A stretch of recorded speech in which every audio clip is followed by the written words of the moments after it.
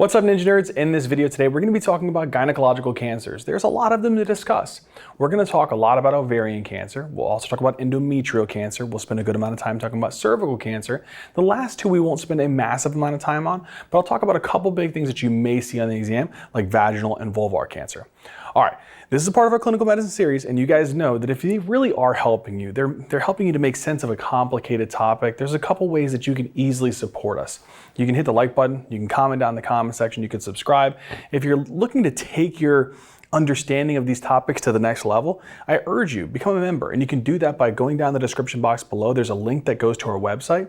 On there, you'll find things like notes, illustrations, quiz questions, much more that I think that'll take you to that next level if you're looking to get ninja and nerdy. All right, let's get past that part and get into the pathophys. All right, my friends, let's talk about ovarian cancer. Ovarian cancer is a very, very unfortunate cancer. And the reason why is, as we've talked about, probably unfortunately, when it comes to oncology, you find out a little bit too late. Ovarian cancer is pretty much clinically asymptomatic until you start getting to the stages where it's kind of gone beyond the ovary. It's kind of gotten into the peritoneum. It's led to ascites. It's led to potentially pleural effusions. It's gotten all over the place. That's when we start to see more of the symptoms that start to appear. Ovarian cancer is interesting because when you talk about this one, it has a decent amount of pathophys to talk about, a lot of complications. And so we'll kind of dig into that. But when we do that, ovarian cancer, it's kind of interesting to know that when we talk about the ovary, if you were to kind of imagine here, we're just kind of looking at one of the ovaries. Obviously, it's connected to the uterus via the fimbria, the fallopian tubes, and you got the ampulla, and then you kind of get over here to the uterus, right? Well, there's also connections too that kind of hold the ovary in place. And one we have here is called the suspensory ligament, and then this one here is called the utero-ovarian ligament. And it's really helpful for keeping that ovary kind of in a nice suspended position. Now, what I want to do is I want to take, for example, when we talk about ovarian cancer, it's not just like you can say, oh, it's going to occur in the ovary. Yes, it does. But we don't look at it as more of like location sense. We look at it more of like a tissue tumor type, or what kind of ovarian tumor is it? Because not every tumor is exactly the same. So let's say that we have a patient who has an ovarian tumor. Here's the mass. It's on the ovary. It's decent size. It's causing maybe no symptoms. But eventually you end up, for some reason, working the patient up. You find the ovarian tumor, you do an oophorectomy, and you send it to the pathologist, and they look at it and they say, oh, this is this type of ovarian tumor. What do we look for? Well, you have to kind of go in and look at a little bit more of the basic structure of the ovary. So we have here kind of like the outer layer of the ovary. This is kind of like the epithelial layer, all right? So this is going to be called your epithelial layer.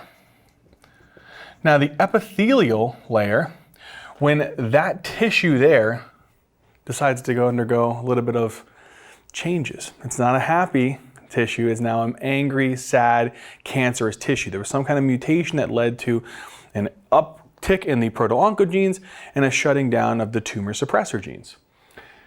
And likely there was some mismatch repair genes that also got mutated, which we'll talk about a little bit later because those are actually really helpful. But whenever there's an abnormality in the epithelium, that can lead to epithelial tumors.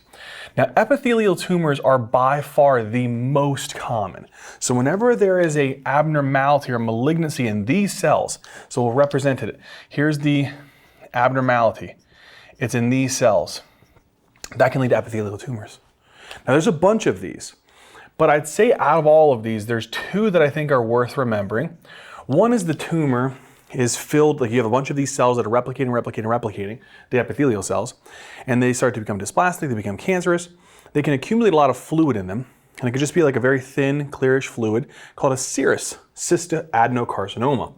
So you can have a serous type, so a serous cystadenocarcinoma, or you can have a mucinous cystadenocarcinoma.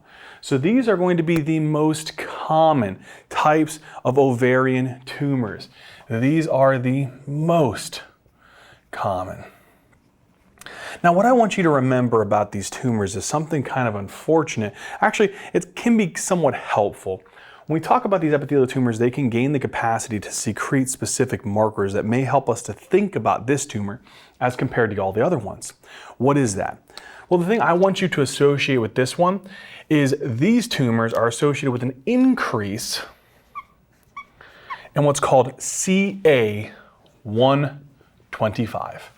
So whenever you hear epithelial tumor, it's a tumor of the outer layer, the epithelium of the ovary. It's usually serous or mucinous cyst adenocarcinomas. And the tumor marker that we oftentimes associate it with is CA125. All right, let's go to the next part. Well, there's no vascular part. What the heck? These are big old ovarian follicles. Now, in the follicles, you have these things called oocytes.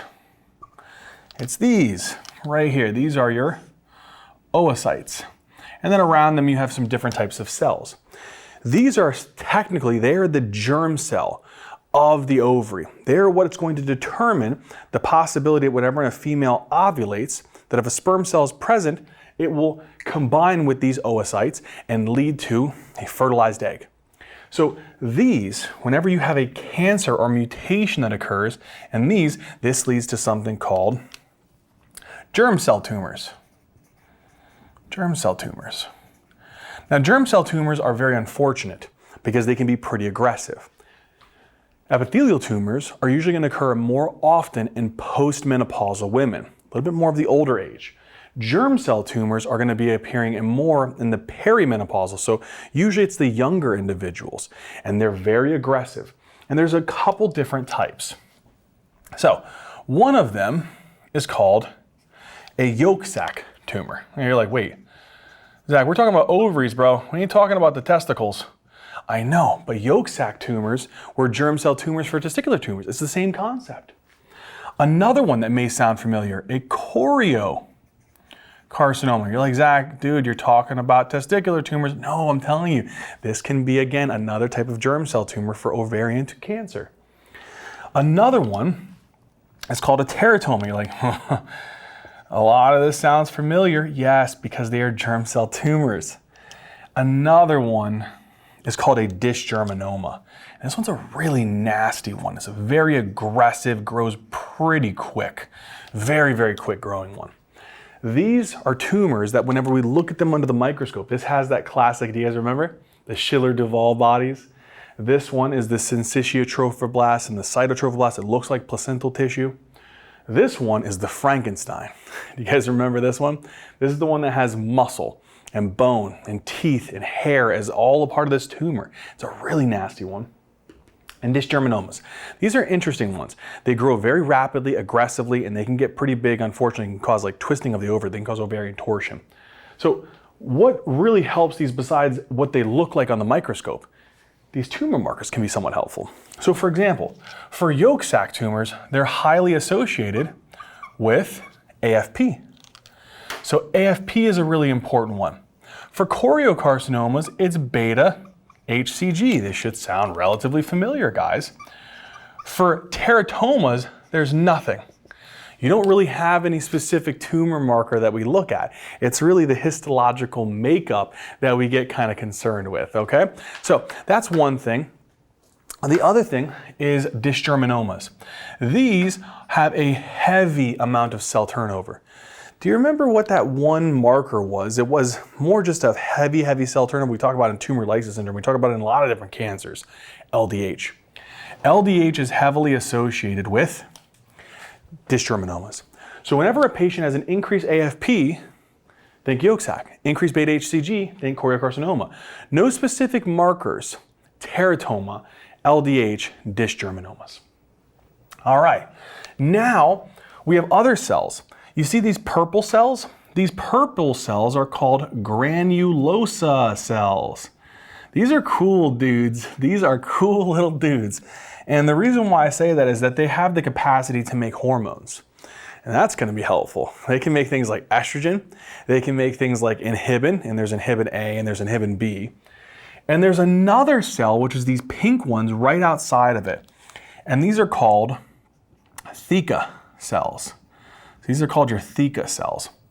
Then you have these other ones here. These are pretty simple. They make lots of fibrous tissue.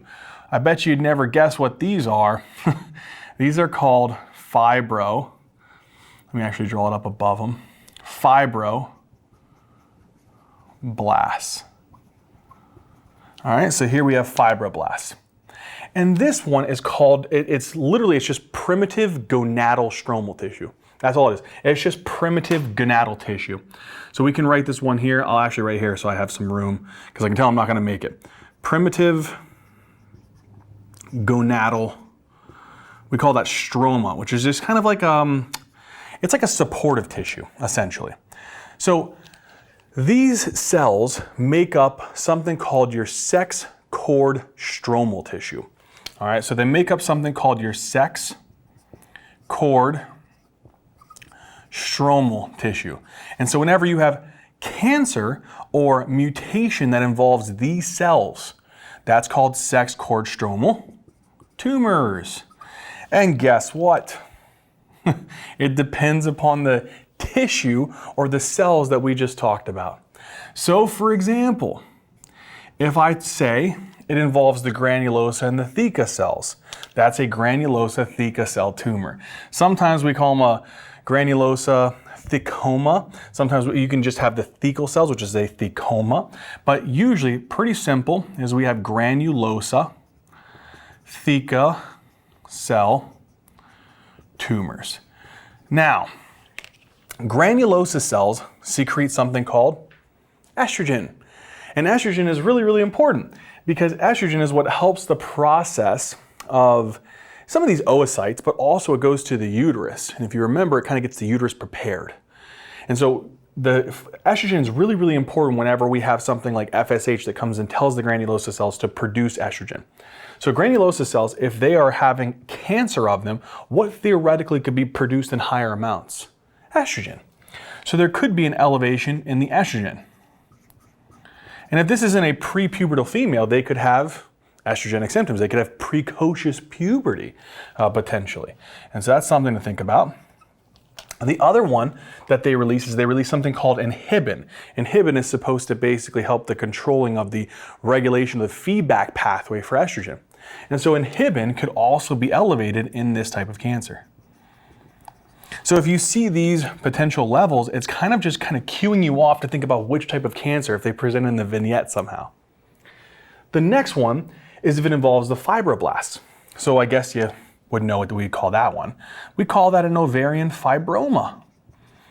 Now, ovarian fibromas are kind of nasty, and the reason why is they can get kind of, without being weird, they can get slippery. And these can cause a couple different issues. But what we talk about with ovarian fibromas is something really interesting because they'll try to bring this up in the exam some way, shape, or form because it's got a name associated with it. It doesn't really have hormones that are really the markers. It's really something that we talk about with this called Meigs syndrome. So I'm going to write this down. It's called Meigs syndrome. And this is a triad of a presentation that we commonly associate with ovarian fibromas. What is that triad? They usually have three things. They have a fibroma.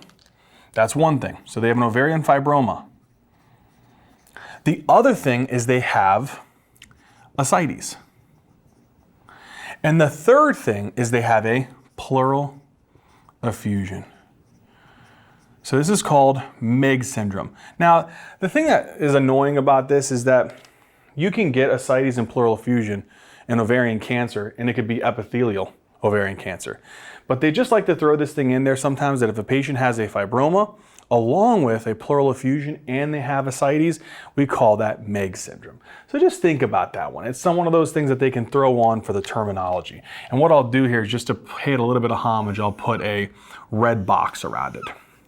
All right, the last one is the primitive gonadal stroma. You should not, and I repeat, you should not be having Sertoli and Leydig cells in the female ovary. But if for some reason you develop a mutation of this primitive gonadal stroma that it turns into Sertoli or Leydig cells, you can get a Sertoli Leydig cell tumor. So Sertoli Leydig ovarian tumor. These could be associated with an increase in androgens. You definitely want to consider that, but I don't want you to get too worked up about these ones. But yes, you could see a bump in androgen levels. And what are these androgen levels? That's usually things like DHEA is one, some testosterone, Those things could theoretically be a little bit elevated. All right, so watch out for potentially an increase in androgen levels. But the ones that I really, really want you to think about is the CA125 with epithelial ovarian tumors, AFP with yolk sac, beta HCG with choriocarcinoma, and increased LDH with dysgerminomas. All right, so that's a lot. That's a lot, right? All of these are primary ovarian tumors. What if by some chance, some crazy chance, you get a metastatic ovarian cancer? Now, ovarian cancer can be bilateral, primary ones, but I'd say it's more often unilateral. And so whenever you have a patient who comes in who has this theoretical presentation of bilateral ovarian cancer, I would think about something. So what happens is let's say that a patient has gastric cancer, all right? And there's a specific type of gastric adenocarcinoma. You know, there's two types. We talked about this actually in the esophageal and gastric cancer lecture. And it's interesting because this one gets really, really thickened layer. Starts usually proximally, kind of moves its way distally. Do you guys remember what that was called? Diffuse gastric adenocarcinoma. So we call this one, let's say, diffuse gastric adenocarcinoma. I'm going to test your memory a little bit. Do you guys remember what led to this being diffuse? It was the loss of, because I'm going to say diffuse because it has the loss of the E cadherins. So E cadherins are supposed to keep cells together, nicely, tightly packed together. All of a sudden you lose it. These cells are just, moving around. And now they can move, they can infiltrate deeper. And whenever these cells infiltrate deeper, they get to the lymph nodes. So let's represent some kind of like due to brown stuff here. These are the cells. And these cells get into the lymphatics. And when they get to the lymphatics, they can move their way, unfortunately, to an ovary. And not just one ovary, both ovaries. And let's give them a little bit of a whoop there for where the fimbriae attaches. These are going to go to the ovaries. And now you're going to have these tumors here from those gastric adenocarcinoma, the diffuse type, and it's going to be in both of the ovaries. So you're going to have bilateral ovarian tumors. You know what they call this when it comes from a gastric adenocarcinoma? It's really important to remember this term, my friends. This is called a Krukenberg tumor. A Krukenberg tumor. All right, that's what I want you guys to remember here. So a Krukenberg tumor is associated with a metastatic cancer. Primary tumors, usually one ovary. You get both involved and the patient has a history of diffuse gastric adenocarcinoma. Think about it. One of the ways that they would say that is when these cells break off, there is a specific name for these cells. And they're called signet, that's what you're looking for, the signet ring. So essentially you kind of like think about it like this. It has like that kind of look to it. The signet ring cells. These are the cells of the gastric adenocarcinoma that broke off and they moved and they got to the ovaries. That's what these are. These are the signet ring cells. All right. So at this point, I know it's a lot. I know. I promise. I know, and we're going to get through this. We're going to understand it. I promise. But I want you to know that ovarian tumors can be primary, all of these, or it could be metastatic. This is the most important ones. What I want you to then think about is what in the heck is causing the epithelial tissue, causing the oocyte tissue, causing the granulosa cells, theca cells, fibroblasts, primitive granulostromal to all of a sudden go mad and decide to become cancerous. Well, it's anything that's causing repetitive replication and repair. What do the ovaries do? They ovulate. That's what females are supposed to allow for that to do. The ovary function is to ovulate. It is to essentially, imagine this. There is an egg. I want this to pop out an oocyte. Right? And I theoretically want it to go this way because I want a sperm cell to meet it so that they can implant, right? But that's the whole point, is that what I'm looking for this ovary to do is to do something called ovulation. All right? To pop that egg out. But every single time it does that, every time you ovulate, every time the female ovulates, there has to be a repair process. You have to heal that tissue. After you heal the tissue, guess what? You make new tissue. So if I ovulate, repair, and heal, and I keep doing that, guess what's going to happen? There is an opportunity for mutations to arise, for cancer to occur. So that's when you got to think about. You got to go back to this thought process. What's the trigger for ovulation? Well, here we have, this is not testicles, this is the hypothalamus, we know that. Here we're going to have the hypothalamus, and it secretes something called GnRH, right? And then GnRH is going to do what? It's going to go to the anterior pituitary. The anterior pituitary is going to trigger the production of two different hormones. It depends upon which phase in the ovulation cycle we're in. Let's say that we're in the beginning part, it would cause something called FSH to be produced. FSH would then go to what? To the ovaries. And it would go to the granulosa cells, and that would trigger the production of something called estrogen. And that what we know is that when estrogen levels are high, it goes to the uterus and it causes the proliferation of the uterus. It causes them to get lots of blood vessels and help to get ready to allow for them to proliferate. But then what happens is over time, estrogen usually goes and you get closer to like that point of where the female's getting ready to ovulate. And what it'll do is it'll trigger this process where it'll shoot into what's called the LH surge. And then LH will rise. And then what LH will do is LH will come over here and it'll tell this ovarian follicle to pressurize and to trigger this ovulation process. So this is kind of the basic, I'm just real quick, ovulatory phase of what we're talking about. So whenever a patient has these hormones, GnRH triggers FSH in the initial phases, causes estrogen to get produced. Estrogen can go eventually as it gets higher and higher and higher. It then triggers a negative feedback mechanism where it kind of shuts it down, but then triggers an LH surge. LH then causes ovulation. The whole point here is that usually after this, LH also is supposed to help with the progesterone production. So what happens is anytime a patient has consistent ovulatory cycles, they get exposed to higher amounts of estrogen. So here's what I want you guys to think about. What puts a person at risk of having increased ovulatory cycles? That's really the trigger. So let's talk about that. Increased ovulation cycles. Another way that we like to think about this is increase in estrogen without proper opposition from progesterone. Because progesterone is supposed to suppress this process. Eventually what happens is progesterone should get produced, especially by like the corpus luteum, and then the progesterone will go and it'll actually help to shut down the FSH production and shut down the estrogen production. It'll also tell the uterus to go into more of a secretory phase because you're theoretically preparing for implantation of the baby. But increased ovulation cycles is really what's going to cause this process because anything that's doing that. So now, this is going to be a couple different things. One is if you have early menarche.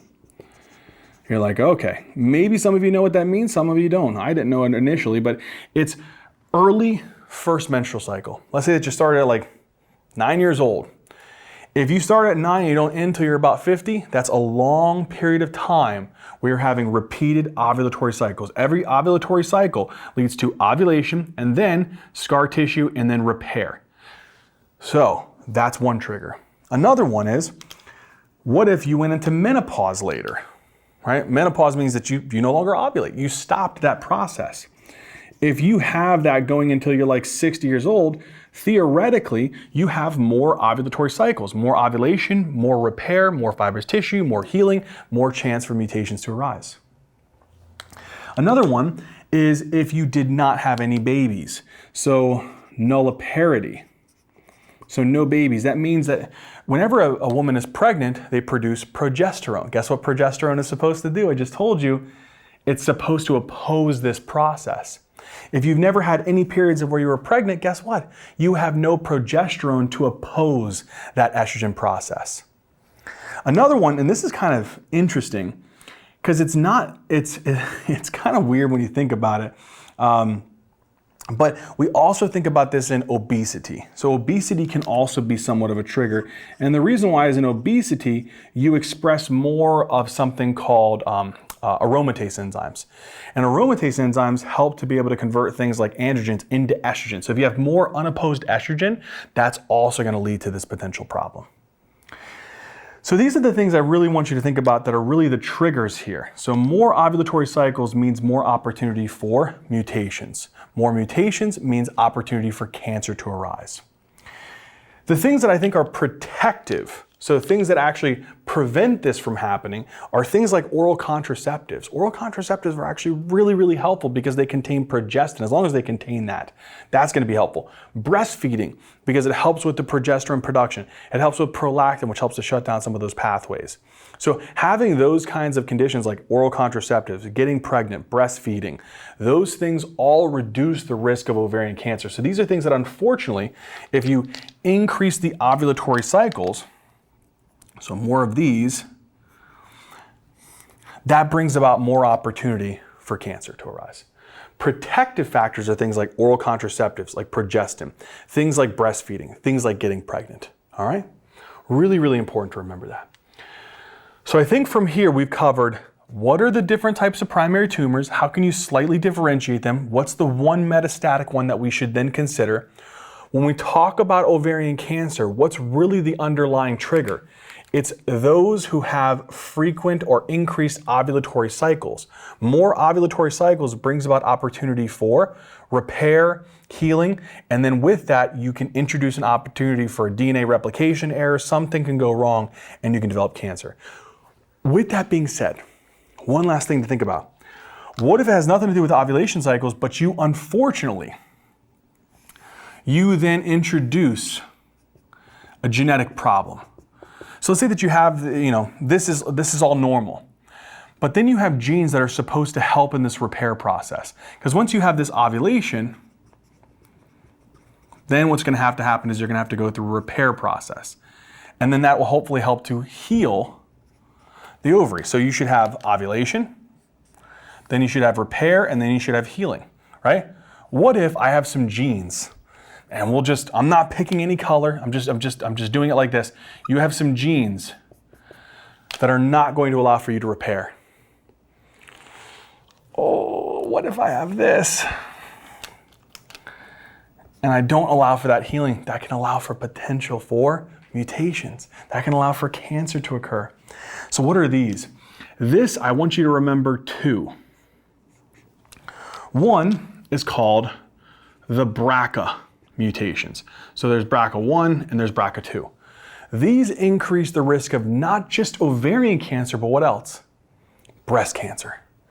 And the last one is called, we call it a couple different names, but hereditary non-polyposis colorectal cancer. What's another name for this? Lynch syndrome. Let's write that out. We'll write that when it's dead. Lynch syndrome. Lynch syndrome. So this is hereditary non-polyposis colorectal cancer. So what kind of cancer do you think it's associated with? Colorectal cancer? Guess what else? Endometrial cancer? And guess what else? Ovarian cancer. So I always want you to know, BRCA, think breast and ovarian. All right, that's the ones that you increase the risk of. So BRCA mutations, boom. If I say Lynch, which is hereditary non-polyposis colorectal cancer, you increase the risk of. I want you to remember Merrill Lynch, which is the CEO.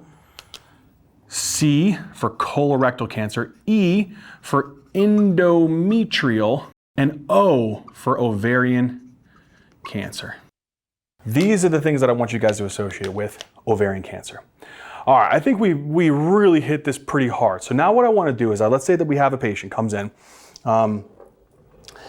postmenopausal maybe, they're coming in and they don't have any specific labs that are being drawn yet, but they don't have any other kind of symptoms. Maybe their symptoms are very, very subtle. They don't have any history of Lynch syndrome. They don't have any history of like BRCA mutations. But they do have a history of having early menarche or late menopause, or they've never been pregnant, or they're obese. And they start to come in with some potential symptoms. What are those symptoms? Well, again, symptoms can be very, very vague or completely asymptomatic in ovarian cancer. It's usually as they start getting past the ovary and usually starting to invade the peritoneum or the pelvic sidewall of the lymph nodes that we start to get some symptoms. But let's imagine here. Here I have a tumor. Here's the ovary. Okay. So here we have the bladder, here we have the ovary, here we have the fallopian tube, here we have the uterus, and here we have the rectum and colon. Here's the ovarian tumor. The ovarian tumor can actually implant and seed into the peritoneum. That's one thing it can do. All right, so it can start to break away and get into, it can actually cause what we call peritoneal implants. It can start to kind of seed and get into the peritoneum. The other thing that this can do is it can secrete cytokines, things like VEGF, things like interleukin-6. And what happens here is when it starts to secrete these things, especially in a little bit of a higher amount, in combination with these implants. So you got, we're gonna actually write these out here. These are implants, peritoneal implants. I'm not talking about like, breast implants or anything. I'm talking about the tumor. It literally seeds and gets pieces of it on the peritoneum. This is a peritoneal implant. That can cause one issue, but these also cause an issue because these cytokines, they go to the capillaries in the peritoneum. And so in the peritoneum, you have these like capillary system and they start to get really leaky. And as they start to get really leaky, guess what starts to kind of come out of this? Peritoneal fluid. You start getting some secretion, some loss of protein-rich fluid from the peritoneum. That could be from these cytokines. The other thing is it could be from these tumors itself in the peritoneum, causing inflammation, causing leakiness. And so now you get all this fluid that starts to kind of accumulate in the peritoneum. And eventually, we're gonna just draw like a fluid level here. What is this called when you have this free-floating fluid in the peritoneum? Ascites. So that's one potential presentation that we get kind of nervous about with this disease is ascites. Now ascites, unfortunately, when we talk about this one, ascites here can present kind of like subtly. They may present with bloating, all right? So I'm not kidding, I'm gonna write bloat, because that's sometimes the way that we'll describe these patients is they feel bloated, they look bloated, they look like the Michelin Man. They come in and they say that their waist size has been going up. So you have an increase in the waist size. You have some sensation of bloating. They may even have some associated like pelvic pain down there, right? So that's something else to think about. But the thing that we can start to consider is if a patient ever came in with ascites, they would have potentially those signs of ascites. Shifting dullness, fluid wave test. So always look for that in the exam because that's your classic stuff. So your fluid wave test would be positive. You would have shifting dullness, right? Those are all definitely things that we could see on exam if mentioned. But oftentimes the key thing that we kind of hear in your exam questions is you're gonna hear this term, bloat. Now, another thing that can happen, I would say it's not as common, but because this is gonna be a protein, so I'm gonna actually represent this as a fluid that's rich in protein. We're gonna represent these proteins in pink. So there's gonna be not just like, your water and plasma material, but there's gonna be lots of albumin. Lots of proteins get leaked into this. And so that changes what's called their SAG, right? And so the other thing that you could say is if you really, really wanted to, is if you ever tap this, if you ever did a paracentesis and you tested this fluid, they would have a SAG, a series ascites albumin gradient, that would be less than 1.1. And all that tells me, and you can't really see that point there, 1.1. That just tells me that it's non-portal hypertension related. It's exudative. Something's making the capillaries leaky. There's a lot of different things, tuberculosis. Sometimes pancreatitis can do this. But malignancies are really, really the big one to think about. And one of the most common malignancies is a peritoneal carcinomatosis. And guess what this is? This is peritoneal carcinomatosis that's due to ovarian cancer seeding and causing implants or causing cytokines that's leading to leakage. But that's what I want you guys to think about is peritoneal carcinomatosis. Now, something else that's kind of really interesting with ovarian cancer, especially with the ascites, is that on the right side, you have these little like small holes and you also have more patent lymphatic channels. And so what happens is the diaphragm is kind of like the border between the abdominal cavity and the pleural cavity. But sometimes this fluid can move through these small little defects, these small little lymphatic channels under the right hemidiaphragm. And if it does, you can start to get fluid that accumulates here in the pleural cavity. What is this called? Pleural effusion, all right? So they can get pleural effusions, So the two things that I really want you to remember is pleural effusions and ascites. Pleural effusions, obviously, they could present a bunch of different ways. If we really wanted to go into it, right, you'd have decreased breath sounds, right? You'd have, usually if you really wanted to go there, you could have the decreased breath sounds. You would have dullness to percussion. If you were to percuss, I can't say I haven't done this too often, but it's something that helps you to make you very, very thorough. And the last one is obviously they may have some chief complaint. So dyspnea is a very common one as well. Maybe even some pleuritic chest pain, but pleural effusions and ascites are interesting because they kind of go hand in hand. And if you think about this, I talked about that with what's called Meg's syndrome. So if a patient has an ovarian fibroma, ascites, and pleural effusion, that's called Meg's syndrome. But we see this with really any kind of ovarian tumor, especially things like epithelial ovarian tumors, which are the most common type of ovarian tumor. All right. So that's really important. And the other thing I want you to remember is the pleural effusion, just to have a little notation here, it's often right-sided. Just basically because of the smaller, there's small little channels that are more patent on the right hemidiaphragm, and also they have more patent lymphatic channels for it to kind of move through. Funny enough, if you treat the ovarian cancer and the ascites goes away, the pleural effusion goes away without having to treat it. All right, that's that one. Now the next thing that I want you guys to think about is, again, if a patient has ovarian cancer, here's their ovary, here's the bladder, here's the fallopian tube, uterus, and then the rectum and colon. Here's the tumor. Again, it can kind of break through the peritoneum and it can implant. So you can get some implants here, all right, all over here. And then again, we also know that it can secrete chemicals like VEGF and interleukin-6. And then what we know about these is that if these are released in higher than normal amounts, they do have the capability of acting on the peritoneum and doing what? Making the peritoneum a little bit more leaky. And so that's what led to the ascites, right? And then theoretically, even the pleural effusions. But that's one component here. The other thing is that there's let's actually do it here in like this kind of orangish color here. There's a structure here called the omentum. You know, you have your greater omentum and you have your lesser omentum. The ovarian tumors love the omentum. They like to go there and attach to the omentum. And so that's one thing. They can attach to the peritoneum, but they can also implant into the omentum. And so imagine here, you have a bunch of fluid. So here's some acidic fluid, right? And this is because of the implants, the peritoneal implants. But it's also because of these cytokines. So you have the ascites, and that's kind of pushing on the bowels. And then you have these implants, and it's kind of thickening the omentum, and that's pushing on the bowels. If you compress on the bowels, what's going to happen? You're going to decrease the luminal caliber.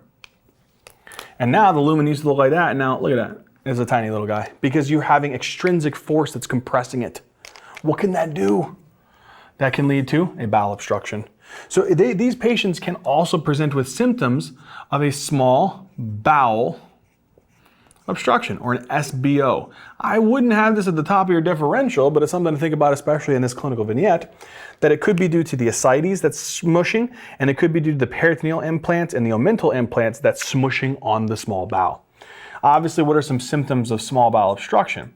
It's usually, remember the mnemonic CAVO, so cramping abdominal pain is one presentation. So they may come in with some abdominal pain. They may have abdominal distension. And that obviously could be because of the gas that's building up in the air and the fluid and the food contents. And it also could be due to the ascites. They could have vomiting or associated nausea. And this one's, I'd say, less likely unless it's more of a severe obstruction. But they could also have obstipation, where they can't fart. Can't pass gas, and sometimes they can't even have poops, so constipation. So small bowel obstruction is definitely something to think about, but I would want you to focus more of your energy on the pleural effusion and the ascites. But know that this can happen as a result of the implants and the ascites themselves. This is one of the problems, and that's why sometimes whenever patients have ovarian tumors, guess what we do? We remove the ovary And then unfortunately, we have to remove the fallopian tubes, and sometimes even we got to pretty much remove the uterus as well. So you do what's called a total abdominal hysterectomy and a bilateral salpingo-oophorectomy. And then what happens is you have to go in and explore them. You have to see if these tumors went into the peritoneum, if they have implants, and you have to remove those. And then sometimes you have to remove the omentum. So you have to do an omentectomy. So you're trying to basically reduce the risk of these areas. You do what's called a cytoreductive debulking. You're really trying to get as much of the tumor out of the peritoneum as possible. The last complication that I want to quickly hit on here, and you can see this one with, I'd say it's more ovarian cysts, but you can see it with dysgerminomas. Let's say I have here a ovarian tumor. It's a big one, and it's growing rapidly and aggressively. So you get a really, really quick one. All right, well, so we're just gonna, we'll call this one a dysgerminoma. So this is usually the one that we would see just because of its increase in growth and the rapidity of it. Here is your dysgerminoma. Remember I told you the ovary is kind of held in place by two ligaments that are really kind of important here. Let's see if I can get these guys in here. I'm gonna put this one as the utero-ovarian ligament. And this one here is called your suspensory ligament. Now these are helpful for really helping to keep the ovary nicely in place. But let's say that this dysgerminoma starts kind of getting big and floppy, and the ovary starts kind of like feeling like it's gonna teeter-totter, and it starts to rotate around these ligaments. Well, then what happens is you got this big old honking tumor here that makes the tumor rotate, makes the ovary rotate around the ligament. So let's say here, this ligament here, which was the suspensory ligament, now it's all the way over here, all right? And then this one, which is the utero-ovarian ligament, it got crossed over here. And then this starts twisting around itself. What happens, and this is why it's really important, is when this torses, you have ovarian torsion, there's vessels that run through here. You have arteries that run through here. And you have veins that run through here. If you are pinching those off, what's gonna happen? Well, the first thing is if you pinch off the veins, it's gonna lead to edema of the ovary, congestion of the ovary. It's gonna get it even bigger and more swollen. Then if you pinch the arteries enough, what's gonna happen? Necrosis. So this here, my friends, is what we get scared about, is ovarian torsion. Because ovarian torsion, oh man, they will present with severe, sudden onset. So it'll be a really sudden onset pain. Sudden onset abdominal pain. They'll probably have some associated nausea and vomiting. And if you don't get to this, and if you don't reverse this, you could cause necrosis of the ovary. And they could potentially lose, if it's bad enough, you obviously lose a potential ovary for ovulation. So you reduce the risk of fertility for these patients. And so that's really, really important. So dysgerminomas do carry a risk of ovarian torsion, but I would say you'll see this more likely with like large cysts. And we'll talk about some other ones when we get into the gynecology lectures.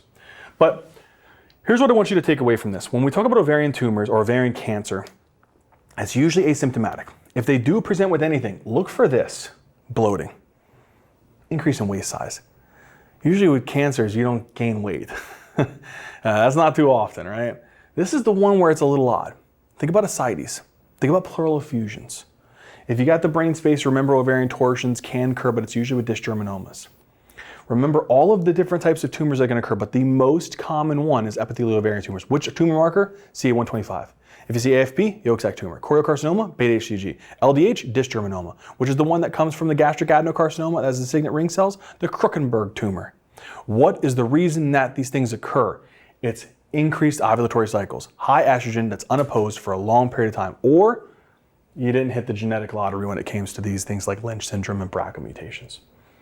Lots of stuff with ovarian cancer. I hope that you guys are still with me, because now what we're gonna do is we're gonna move over and talk about endometrial cancer. All right, so endometrial cancer. This is, again, like when we talk about ovarian cancer, similar.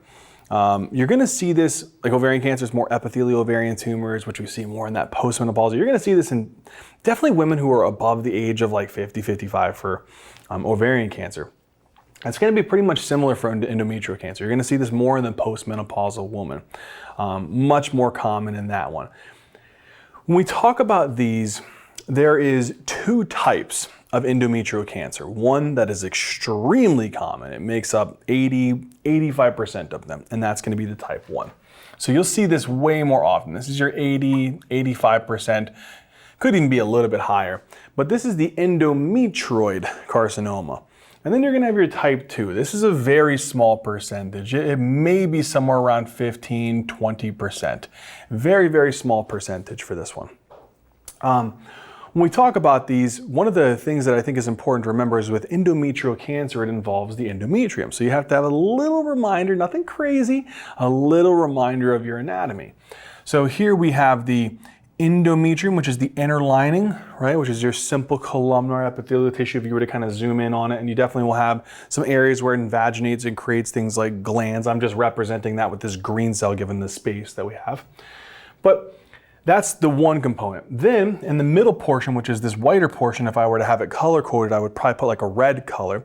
That's the myometrium. That's the contractile portion that helps during the portion of whenever you're trying to deliver a baby. You want that to contract to expel the baby out. And then this outer kind of pinkish purplish layer is the perimetrium. So that's going to be the outer layer of the uterus. So whenever patients develop endometrial cancer, it's involving the inner lining. And so here you're going to have some type of, usually it starts off with type 1 as a endometrial hyperplasia. It's a thickening, it's an enlargement of the endometrium. So usually this will present more with a hyperplasia, all right? So this is going to be more likely to be hyperplasia. Now, I told you that this is more common in postmenopausal women in general. That is 100% true. This one, usually what we think about here is kind of interesting. Whenever there's hyperplasia, there's lots and lots of thickening of the actual endometrium. So that's why we're going to use the term hyperplasia. But the other thing is, with this, we want to know what's kind of driving it. What's really driving this process? And usually this one is extremely estrogen-dependent. So this one is going to be kind of similarly to all the stuff that we talked about with ovarian cancer, the number of those ovulatory cycles, the amount of time that the patient is going with unopposed elevated estrogen exposure puts them at a theoretical risk of not just ovarian cancer, but also endometrial cancer. The other thing is that because of this type of tumor, it's usually a better prognosis. It's not as aggressive. So a better prognosis when it comes to comparing type 1 to type 2. This one, it doesn't metastasize as aggressively. It's not a scary one. When it comes to type 2, this one is usually not hyperplastic. Funny enough, it's actually an atrophic endometrium. So it's an atrophic endometrium. So what I'll do is honestly, I'm not kidding, I'll just show like a little thin line here. This one, very, very thickened hyperplastic tissue that eventually becomes cancer, right? It usually becomes a carcinoma eventually. This one, atrophic, and this one, it likes to actually invade deeper. So it may cause a carcinoma, but this one likes to invade very, very deep. And this what allows it to be very aggressive and to spread, right? The other thing is that the estrogen has no bearing on it. Estrogen has no bearing, so it's estrogen independent. Estrogen independent. And the other thing is this one has a very poor prognosis. It is extremely aggressive. Usually when it's diagnosed, they've already metastasized because this one is very, very invasive. It's an aggressive one. So these are the things that I want you guys to think about. But either way, when you talk about the tissue that's being involved, here, if we were to kind of zoom in on a piece of the endometrium, here is your simple columnar epithelium. And what really starts happening here is that you develop hyperplasia. So you increase the amount of columnar tissue and glandular tissue as compared to the surrounding stromal tissue. So what really happens in patients who develop endometrial cancer is that when you look at this, they end up with what's called, this is what we kind of call it, we call it a increased gland to stromal ratio. So increased gland to stromal ratio. So all that keeps happening is you keep having, usually, because this is going to be the one that we're going to be using as the primary example. This one's not too common, so this is not going to be super applicable to this concept. But for type 1, since it is hyperplastic, you're having constant replication. It is estrogen-dependent that's doing this one. We see an increased gland-to-stromal ratio. All that means is we're developing more of this glandular tissue, more of this columnar tissue that's kind of popping around and replicating and eventually becoming dysplastic. And then surrounding tissue, like connective tissue, muscle tissue, all of that stuff, there's less of it. There's way more of this simple columnar tissue and way more of that glandular tissue as compared to the stromal tissue. And that's what I really want you guys to know, is that when patients start to develop this carcinoma, it's an increased gland-to-stromal ratio. You have to start asking yourself the question, what in the world is causing these cells to become hyperplastic? Well, it's estrogen dependence. So here we have to remind ourselves, here we have a hormone that's made by the hypothalamus called GnRH. GnRH then tells the anterior pituitary to make something called what? FSH. And then FSH then does what? It then goes to the ovary, where the ovary, specifically the granulosa cells, respond by producing something called estrogen. And then estrogen is important, obviously, because it has a lot of different effects. It definitely helps with the oocyte beginning to kind of go through its metaphase process and kind of finish that off. But also, the other thing about estrogen is that it also really has a profound effect on the uterus. What it's going to want to do to the uterus is it's going to want to cause it to go into a proliferative phase. So it's going to help it to go into this proliferative phase. It's going to make it thicken up. It's going to increase the actual blood supply to it. So it's going to make it a proliferative tissue. If you keep having multiple time frames where estrogen is elevated and unopposed by progesterone, and you keep having these events, guess what's going to happen? You keep undergoing excessive amounts of proliferation. Every single time a cell goes through its cell cycle, what happens? Well, yeah, you make more cells, but you increase the risk for mutations. So here, every single time I proliferate, what do? I increase the risk of mutation. It's exactly the same dang thing that we talked about over there. So we increase risk of mutations. And that's what leads to cancer, right? That's what's going to cause us eventually to go from hyperplasia to then becoming nasty dysplastic tissue and then carcinomas, right? So that's what I want you guys to understand. Now, here's the unfortunate thing. What's causing a increased estrogen exposure over time? So again, it's going to be a increased, what did I do? Did I do all red? No, I did not. So increased prolonged estrogen exposure. And it has to be really kind of like really accentuated that it is unopposed. There's no progesterone to really kind of oppose this as much. So again, this is a recap, dudes. It's the same exact thing. What is it? It's the person who is having multiple ovulatory cycles. And so that is going to be the early menarche. That's definitely a big one. Another one is going to be late menopause. Another one is never getting pregnant, so nulliparity. And then the other one is obesity, because again, they express increased amounts of aromatase enzymes. And those increased aromatase enzymes, especially postmenopausal, increases conversion of things like androgens into estrogen, and that leads to unopposed estrogen exposure, increased proliferation of the endometrium, increased risk of mutations and carcinoma formation. So this is all that kind of stuff that I want you guys to think about. There's one other thing that's kind of interesting, because it's a drug. So I kind of want to add this one on. We'll add it on. We'll put it right here. This is called tamoxifen. And you're like, wait a second. If you guys have been watching the oncology series, you guys will hear this term, tamoxifen. What is this one? Oh, that's that selective estrogen receptor modulator. It's a SERM. Zach, you talked about that in breast cancer. We use that in breast cancer. And what it did is in that scenario, it actually helped to act as an antagonist. It kind of blocked estrogen's effect on its receptor. Here's what's weird. In the breast, it inhibits. In the endometrium, it stimulates. So in the breast, it is an antagonist in the breast. So that's why we use it. We use it kind of oftentimes as like a more of the targeted therapy that we can give in patients, especially who have ER/PR positive breast cancer, especially if it's like metastatic or their early stages. And we can even do it in chemoprevention too. But for the actual endometrium, it is a agonist in the endometrium. So basically, it decreases the risk of developing breast cancer while also increasing the risk of developing endometrial cancer. Son of a gun.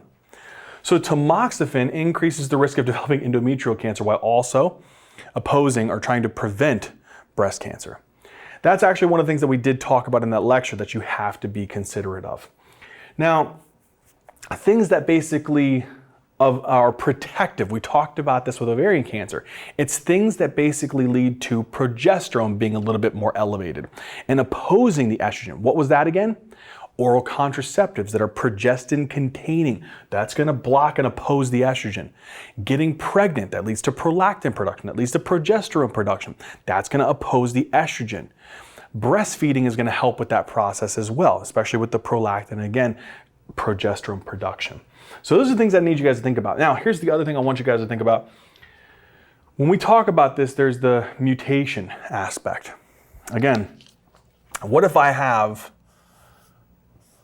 here DNA, you have DNA repair genes,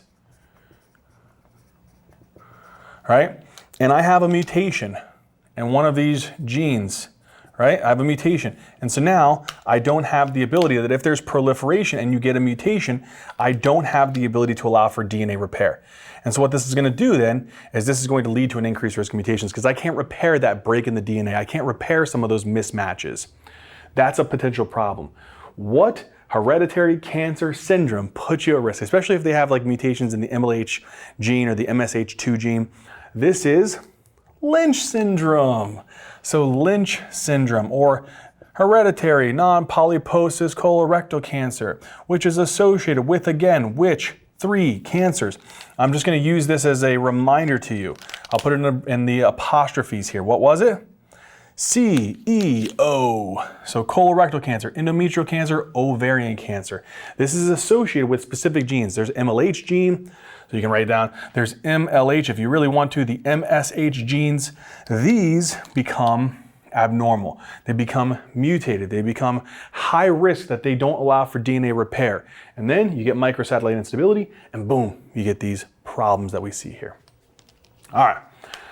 My friends, with endometrial cancer, type 1 is the most common. It's usually lots of hyperplastic tissue. It's usually estrogen dependent. And if you catch it, it has a better prognosis if you cut the dang uterus out. What is the big thing to remember with this one? What's causing a lot of this hyperplastic glands and simple columnar tissue?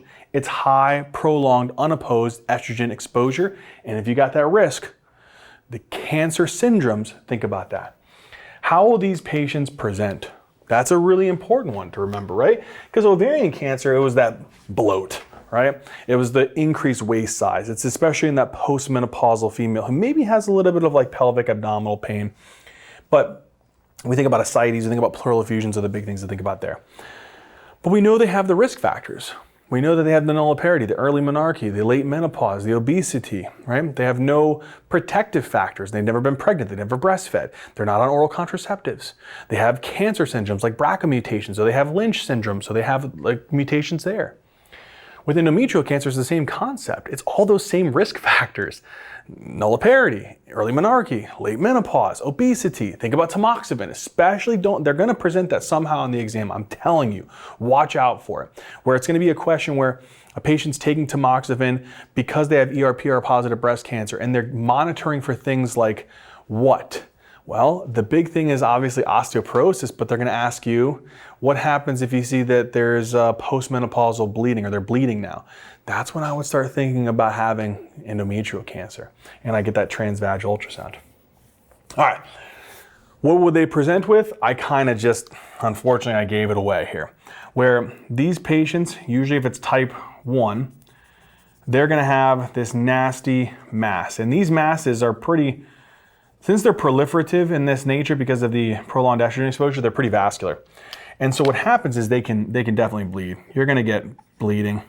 Now the way that they bleed is kind of important, because if you bleed, and let's say that it's not a part of your normal menstrual cycle, we can call that abnormal uterine bleeding, right? So this can cause something called abnormal uterine bleeding. But that abnormal uterine bleeding, it doesn't mean anything if you don't put it in the right clinical context, right? You have to put it in the correct clinical context. So let's say here, I'm going to use this abnormal uterine bleeding. Let's say that I have a patient here, and let's use the example. Here is going to be where we have the kind of the dotted line, and this is going to be menopause. So they've already hit menopause, and this is kind of like peri-menopause, right? If you have this point here where you're having, your normal cycles, which will represent as these red spikes, and then you're supposed to not have any bleeding in postmenopause, right, in your menopause state, but you have some bleeding, that would make me concerned, all right? So this right here would be one indication. If I have post-menopausal bleeding, funny enough, it's not really funny, I don't mean to say that, but this is the most common way of abnormal uterine bleeding presenting. So postmenopausal bleeding, this is going to be the main way, where a patient who hits menopause, they shouldn't be having any kind of bleeding, but all of a sudden they're having some bleeding or some spotting. You should definitely be concerned, and that should be the first thing that should pop into your mind when you hear the term postmenopausal bleeding is endometrial cancer. Now, let's say that we take the next patient, all right? And this one, they're perimenopausal, so they don't have any bleeding here, no bleeding. But what we notice is that the amount of bleeding that they're having is heavy. They're having heavy bleeding.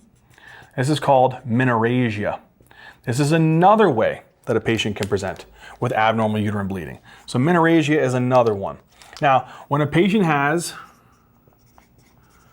menorrhagia, what is a potential concern that you should think about? How would they potentially present? Well, if you bleed enough, if you have chronic and heavy blood loss, so chronic blood loss, this is going to lead to anemia. And usually, which one? Come on, iron deficiency anemia, my friends. So they'll have a low MCV, their iron studies will come back abnormal. This is what I want you to think about. Anemia is another potential clinical presentation. So they could have heavy bleeding, but if it's associated with anemia, that's another thing to be thinking about, because they may kind of present that in your workup, like, hey, you have a patient who has menorrhagia, all of a sudden you get a CBC and it shows that they're having anemia. That just may be something that kind of cues you off to think about that as well. But that should be a part of your differential. Endometrial cancer should definitely be a part of your differential if they have risk factors that we talked about here. The next one here is, let's say that here you have normal cycles, all right? So we'll have, this is a normal cycle, but then you have a little bit of bleeding in between, normal cycle, a little bit of bleeding in between, normal cycle, and you're not bleeding postmenopausally. These points here, which I'll represent with kind of like these blue asterisks here, that's intermenstrual bleeding. That intermenstrual bleeding could be concerning, right? So intermenstrual bleeding definitely makes me a little bit more concerned about a patient having some type of pathology. And what is the one that I want you to think about? Think about potentially endometrial cancer. But out of all of these, out of all of them, which is the one that I really need you to remember? Postmenopausal bleeding. That's going to be the most classic clinical finding that they're going to present on the exam to think about. All right? So you shouldn't be bleeding during menopause. If you are or spotting, think about endometrial cancer. And these other ones, it should be a part of the differential, but it's not going to be high up on the differential unless you have potential risk factors that are making you think about that. Other things that can happen, I just don't want to go too crazy talking about them, is if the tumor is big enough and it obstructs this cervical os, this portion here, this internal cervical os, it can cause blood and pus to accumulate here. Especially it'll start with blood. So just imagine here for a second, let's say you have a tumor here and it gets big enough that it obstructs the cervical os. Then what happens is blood, if you're still bleeding here, if you're bleeding, what will happen is this son of a gun, that blood will kind of start to accumulate here. It'll back up. And as it starts to back up, you can end up with tons of blood clots kind of accumulating inside of the uterus. The other thing is that you naturally have bacteria. It's a part of our flora that's going to be here as well. The bacteria, which we'll represent here in purple, that also can build up. And so you can get blood clots, which is called hematometra, and then you can even have bacteria that grow and grow and grow, and then you get pus material, and that's called pyometra. So two scary complications. I don't want you to go too crazy, but if you got lots of pus that's building up in there, it can cause something called a pyometra. And so they'll probably have they may have a fever, they may have a white count, they may have some discharge that does able to squeeze through here. But if they have bloody kind of accumulation here, especially on your speculum exam or kind of evaluating there, then you can think about hematometra. But these are also things that can happen. But this is the real critical thing I want you to remember. And the most common way this occurs, this one. All right, endometrial cancer, roasted. Let's now move on to the next one, cervical cancer. All right, cervical cancer. Now this is, again, it's kind of similar if you guys watched our video on like pancreatic and hepatobiliary cancer. This is one that we talk a lot about screening. So hepatocellular carcinoma, you want to screen for in patients who have cirrhosis, right? You want to screen for this in patients who have chronic hepatitis B virus infections and things like that. So this is actually one of those that we can screen for. Now, oftentimes we screen based upon an age range. So usually anywhere from 21 years old to 29 years old, we'll do something called a pap smear. And then depending upon the results of that pap smear, we can do something called a reflex HPV testing, where you test for something called HPV 16 and 18. Those are the important ones. There's other ones like 31 and 33, but 16 and 18 are the big ones. And then the other thing that we do is usually when they get to about 30, anywhere up to about 65 years of age, we'll do a pap smear. We can keep doing it every 3 years, or sometimes we can do a pap smear and you can do an HPV test. You can do that every 5 years. But we'll get that in the screening section. But when I talk about cervical cancer, this is a cancer of the cervix. And so you kind of have, as the uterus kind of tapers down, so we had like, they have the fundus and you get to the body and then get to the cervix. So this portion here, if we were to kind of like, I'll do it like this, here and here, that's your cervix, right? So that's the cervix of the uterus. Now, the big thing to remember here is when we talk about the cervix here, the cervix has a couple different like tissue where the tissues are, it's something called the transformation zone. And the transformation zone, it moves, believe it or not. It moves depending upon a lot of the processes of which, when women are going through their ovarian cycles and their uterine cycles, it does move a lot. And so what's really important to know about this is where there's kind of like this transformation zone or this junction where the squamous tissue and columnar tissue kind of come together. So if I were to look here, let's say that I kind of take this tissue right here and I kind of bring it over here. And then there's this deeper tissue closer to the vagina and I bring it over here. I'm not trying to be like inappropriate, but the vagina is meant to take a beating, all right? And what I mean by that is that the tissue type is meant to allow for friction. Whenever sexual intercourse occurs, there's lots of friction, there's resistance, there's abrasion. You want that tissue to be more of a stratified squamous epithelial tissue. So here, this is going to be the vagina. So this is the upper like 2/3, but the cervix is going to be, it's going to be taking a beating too. And so you want that tissue that's closest to where the penis will be poking it to be a little bit more of a tougher tissue. So right here, and I'll kind of represent this, let's do this bluish color. Let's say like right here. Right here, as I kind of come down, all of this is going to be that tissue here. And as I go here, I'm going inwards, I'm changing it. And this one is meant to be more uterine tissue. So uterine tissue is meant to be more for proliferative and secretory and able to secrete substances. That's where you're going to want simple columnar tissue. So what I'll do is, as I'll represent this, I know it's kind of usually a little odd because I usually use blue lines, but this one is going to be your columnar tissue. So this is your columnar tissue. All right, and then over here in the blue, this is going to be representing the squamous tissue. And so this is usually simple columnar, and this is usually stratified squamous. Now, stratified squamous epithelial tissue is meant to allow for a resistance to abrasion and friction. This one's more for the secretory function. You see how they kind of come to a point where they have a junction? That point where they have that junction should move.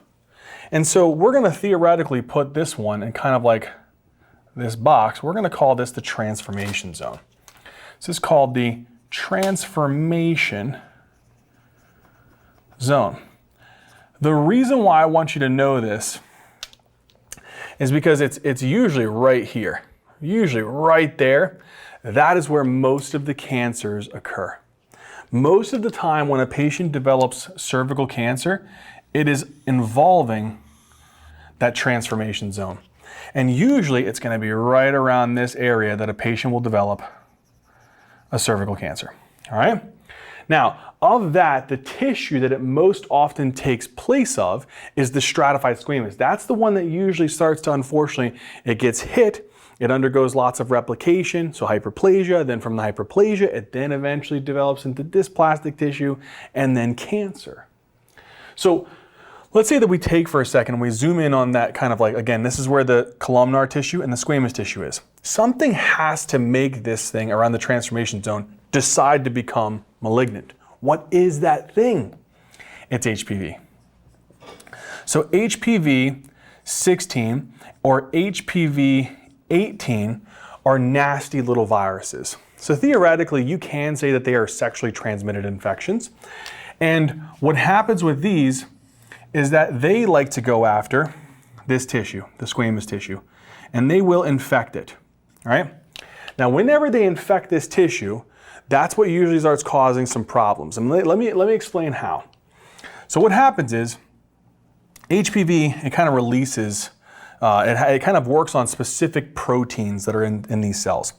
So what HPV will do is, HPV, and this is 16 and 18, it can work on two proteins and increase the activity of those. One is called E6. All right, one is called E6, and the other one is called E7.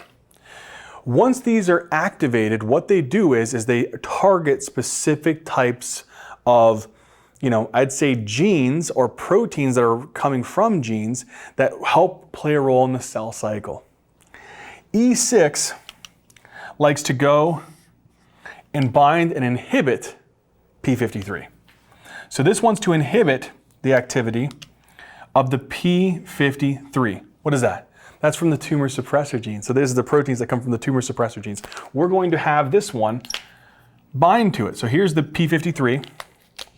And then what we're going to do is we're going to have this guy bind. And that's going to render this effective. Now P53, when it's suppressed, it's a tumor suppressor. So tumor suppressor genes, whenever you give them, these are oncoproteins, whenever you have these tumor suppressor proteins, they're supposed to act in a way to inhibit excessive cell replication. If you shut that down, what's going to happen? Lots of cellular replication. So this is going to lead to lots of cell proliferation. All right, there's one problem. We got cell proliferation that's occurring because we're shutting down that tumor suppressor. The other one is HPV acts on E7. And E7 leads to inhibiting the retinoblastoma protein. It binds to the retinoblastoma protein. When you bind to the retinoblastoma protein, what it does is it leads to the release of a molecule called E2F. And E2F basically will help to lead to the cell cycle, kind of going through its phases from G1 to S and the G2 and then mitosis. So that's really what's going to happen here, is we're going to release the E2F, which is going to trigger cell proliferation. So you see how HPV, when it infects these cells, it starts off by infecting one cell, increases the expression of E6, E7, shuts down the tumor suppressor gene, shuts down retinoblastoma, leads to the expression of E2F now being on its own. These things then lead to the breaks of the cell proliferation not occurring, and instead the cell going through its cell cycles repeatedly. Cell proliferation, guess what that leads to? An opportunity for, I think I said it right here, increased risk of mutations. You get a mutation, guess what? That's when dysplasia occurs. When dysplasia occurs, you increase the risk of carcinomas. Carcinoma, boom, you got cervical cancer. Now, with cervical cancer, what happens here is usually you may hit like one cell, right? And it may become a little bit dysplastic. And then eventually it'll start working its way down and you get some neoplastic cells that work its way through. And then eventually you got neoplastic cells that work its way down further. And then eventually these neoplastic cells, I'll represent them as red, they start spreading, they start invading. I'm going to draw this here as kind of like the barrier. What is this called? We always use this as a way of describing like an invasive cancer, the basement membrane, right? So whenever the cancer starts and kind of works its way through, that's how we get to that invasive cervical cancer. We'll talk about a couple different cancers along the way, especially when we get into the diagnostic section. We'll talk about something called CIN. So this is cervical intraepithelial neoplasia. So it's the amount of kind of like cancerous appearing cells or dysplastic cells that depend upon how much of that epithelial tissue is involved. If it's only a small amount, it could be a CIN1. If it's a good chunk, it could be CIN2, CIN3. But if it's broken past the basement membrane, that's when we start talking about invasive cervical cancer. So I want you to remember something that we'll talk about, which is we talk about something like CIN. So it usually goes CIN1, CIN2, 3, and then we get cervical cancer, the invasive cervical cancer. So we'll talk about that a little bit more when we get into the diagnostic section. But a lot of the times, these HPVs will cause a lot of weird appearing cells. It'll make the cells appear weird, and we'll talk about that when we get into the pap smear. Whenever you do a pap smear, which is you take like this weird little, like a weird toothbrush and you scrape some cells off of the cervix and you look at them, you want to see if they look normal or if they look a little bit atypical. And so we'll talk about terms like atypical squamous cells of undetermined significance, or low-grade squamous intraepithelial lesions, or high-grade squamous cell intraepithelial lesions. It's really important to remember that, and the reason why is we use those terms a lot for pap smears because we describe things like low-grade squamous cell intraepithelial lesions as CIN1. And we describe things like high-grade squamous cell intraepithelial lesions as CIN2 and 3. So again, we'll get into this more in that diagnostic section when we start taking and doing pap smears and doing what's called colposcopies with biopsies. But I really want you guys to think about this. All right. The next thing that we need to talk about is what in the heck brings about HPV 16 and 18? How does this, because a lot of people have so when we talk about cervical cancer, I think it's an alarming fact. It's like 95% or maybe even more of those patients have HPV. But that doesn't mean that just because you have HPV, you're going to develop cervical cancer. So it's certain people that are a little bit of a higher risk. And so when we talk about HPV, you usually get this because of, and especially what wreaks havoc in certain scenarios. Usually, sexual intercourse is going to be a really important one, all right? So you definitely want to look for that. Frequent sexual intercourse, multiple sexual partners, things of that nature. Another one is immunosuppression. So if a patient is immunosuppressed, they don't have the immune system. So in sexual intercourse, whether it's frequent, early, multiple sexual partners, you bring about the opportunity to give the individual HPV.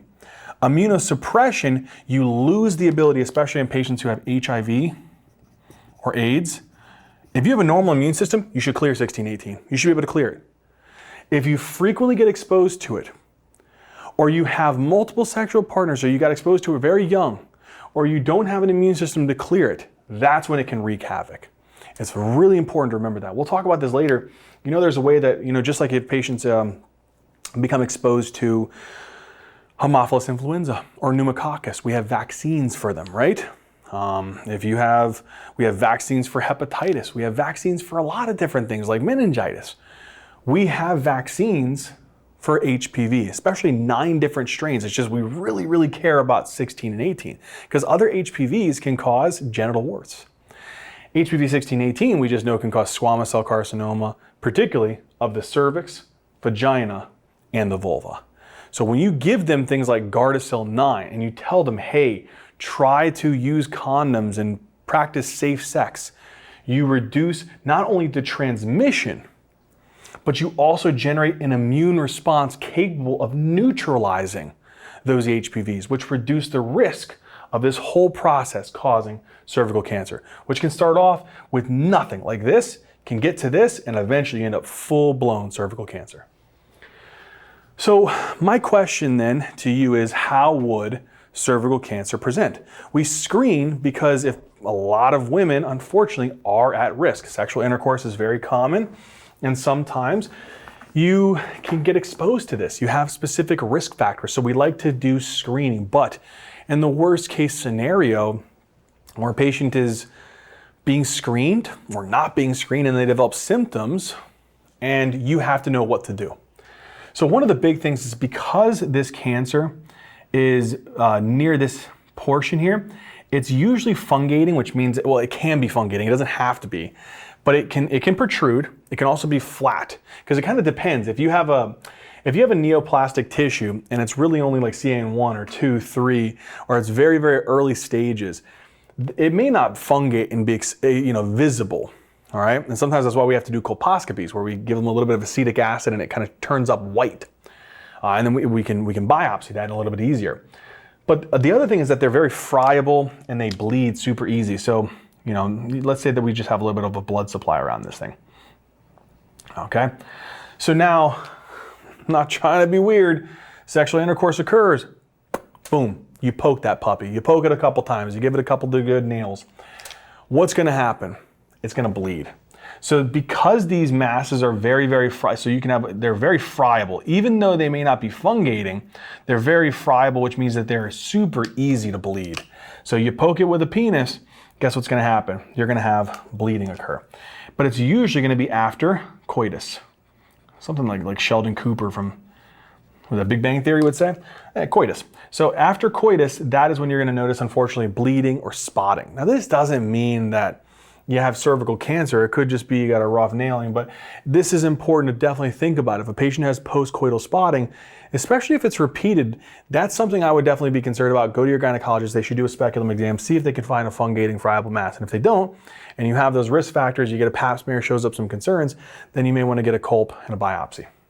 But that's the big thing. That is the most classic way that they will present this on the exam, is postcoital bleeding.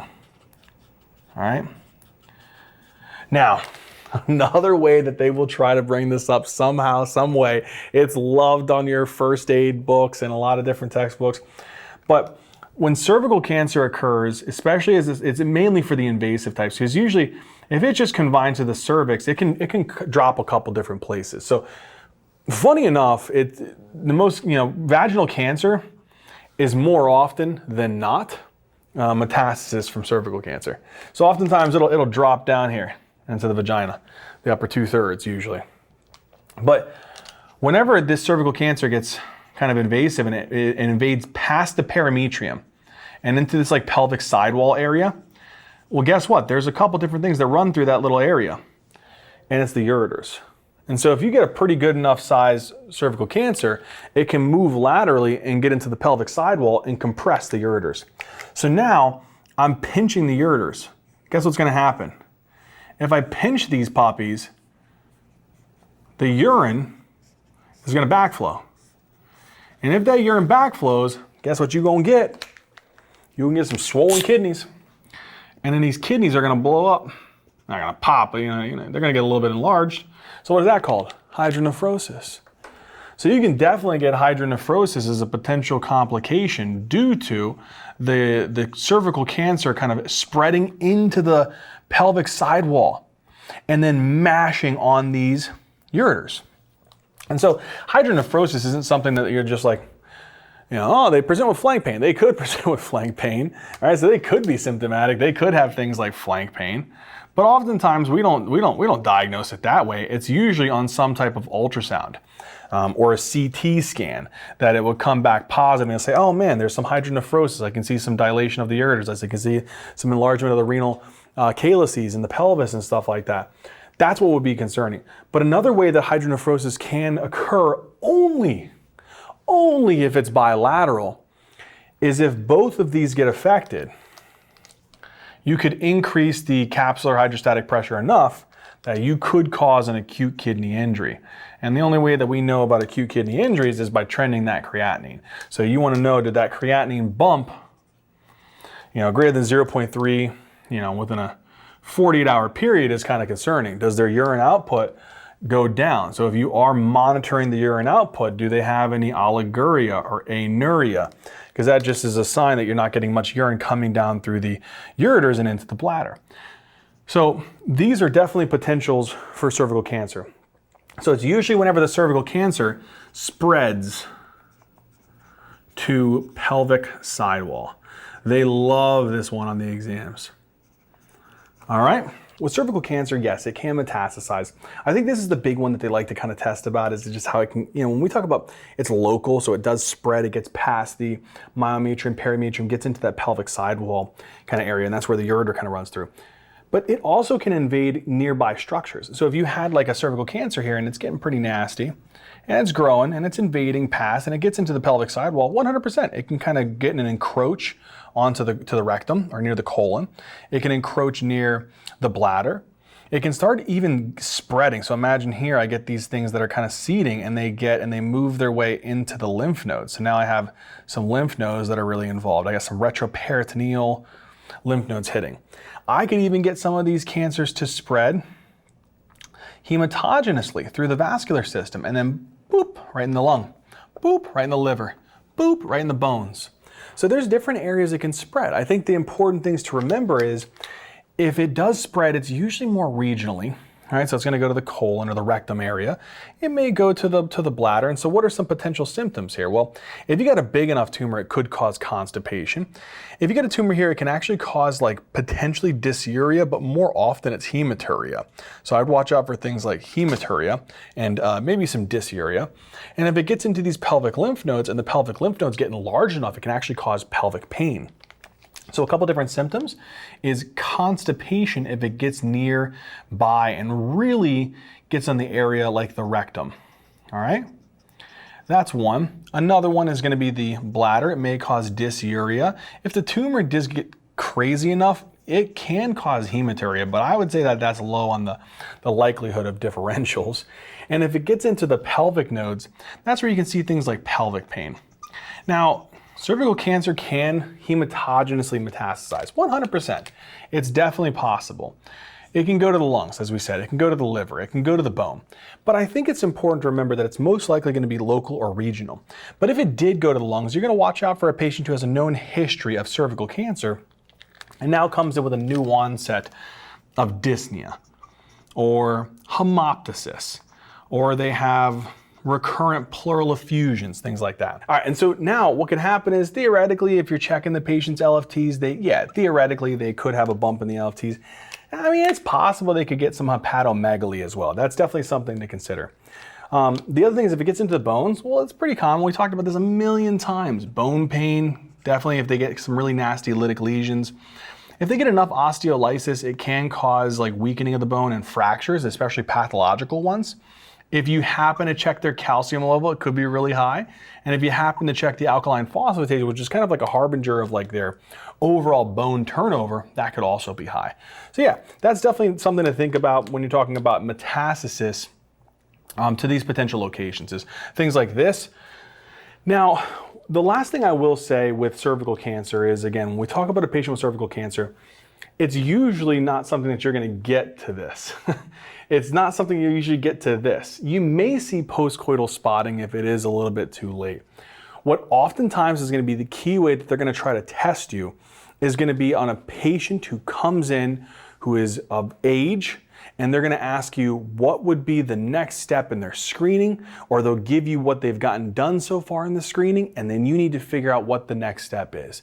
That's what I really want you to remember. We'll really harp on that in the diagnostic approach.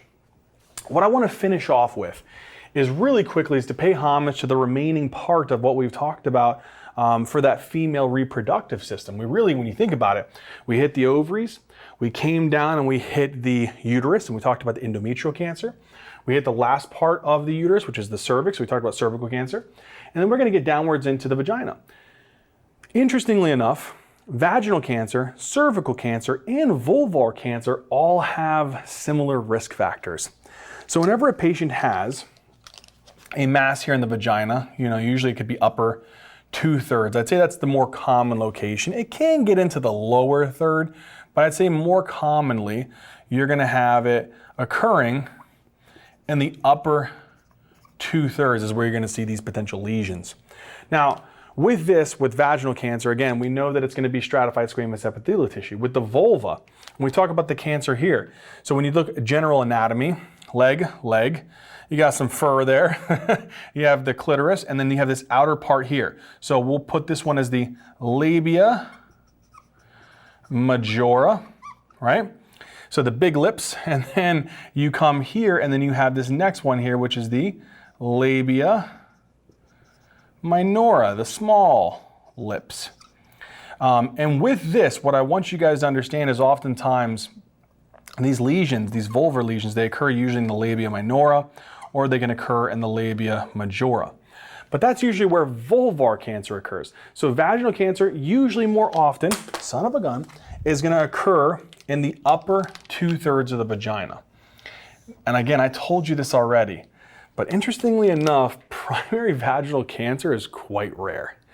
More often than not, a patient has cervical cancer. And that cervical cancer, I'm not kidding, boop, dropped off, boop, dropped off.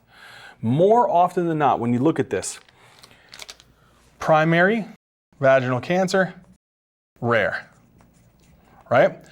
Usually, vaginal cancer is secondary to cervical metastasis. That's what I want you guys to remember. So primary vaginal cancer is relatively rare.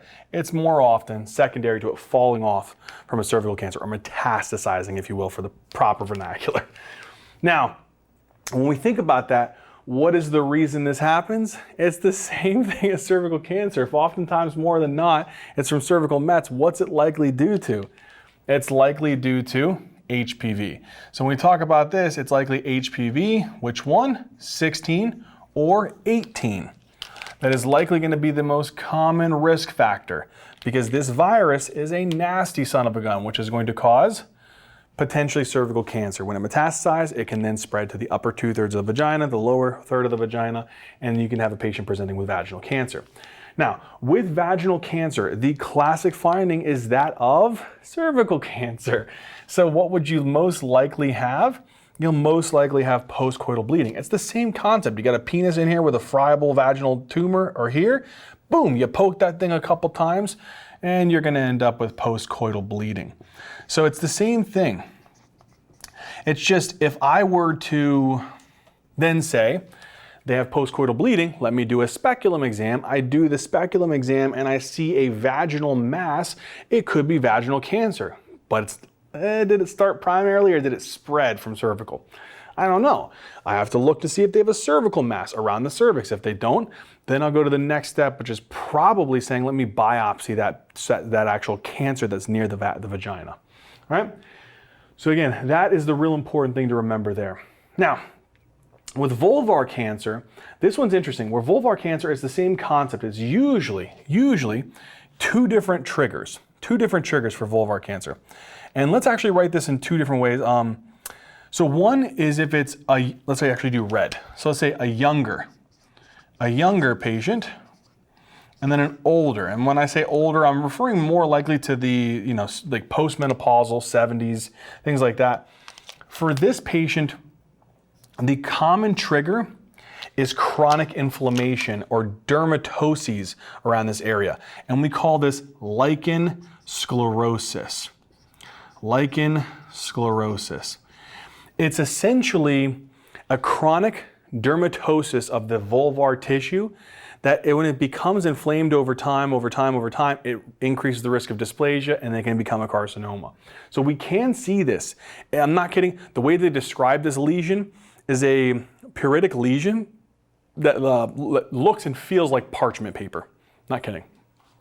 The younger patient is more likely, and this is again, it can be around the menopause age, but this is going to be your HPV 16 or 18. So that's the things that I want you to remember is vulvar cancer is more often to occur in the labia majora and minora. It can be HPV related. If they're older and they have this kind of like pruritic white parchment paper-like lesion, think lichen sclerosis. Vaginal cancer, it's more likely to be from cervical cancer that metastasized rather than primary, but it is due to HPV 16 or 18. With vulvar cancer, this one is usually going to be vulvar pruritus. That is oftentimes the most common clinical finding is going to be vulvar pruritus. So when we think about these patients, if a patient came in and I said vulvar pruritus, you think about vulvar cancer. If I said postcoital bleeding, you could say vaginal or cervical cancer. If I said postmenopausal bleeding, you say endometrial cancer. If I say bloating and increased waist size, maybe some weird pleural effusions and ascites that occur, you think ovarian cancer. Those are the ways that these patients will oftentimes clinically present. Sometimes they won't present with any symptoms. In the scenarios of that, that's when we want to talk about screening. We don't really screen for any of these except for cervical cancer. What I want to do now is I want to take the time to say that we've built a pretty strong foundation. Let's really talk about it more and go through a very thorough diagnostic approach, taking everything that we talked about and putting it into use. All right, my friends, let's now talk about the diagnostic approach. So we got a lot of these to go through. So when we think about the first one, ovarian cancer, as we discussed, that usually when these patients come and they present with symptoms, they're usually at the later stages. And that's the unfortunate thing about this cancer. But if they do happen to present in the vignettes, they'll present with the classic findings of usually bloating. There may be some type of abnormal increase in their waist size. So they've been going up in their pants, size or their short size pretty recently.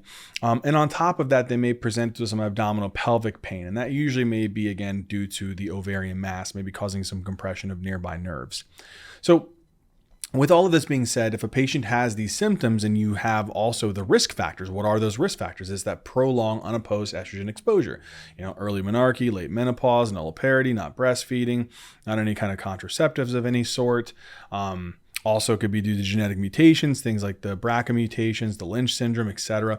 Those are things that I think are a consideration, and usually these are in postmenopausal women as well, especially the epithelial ovarian cancer, which is the most common one. So if they have the risk factors, they have these symptoms, the best thing to do is first, let's just do a bimanual pelvic exam and an abdominal exam.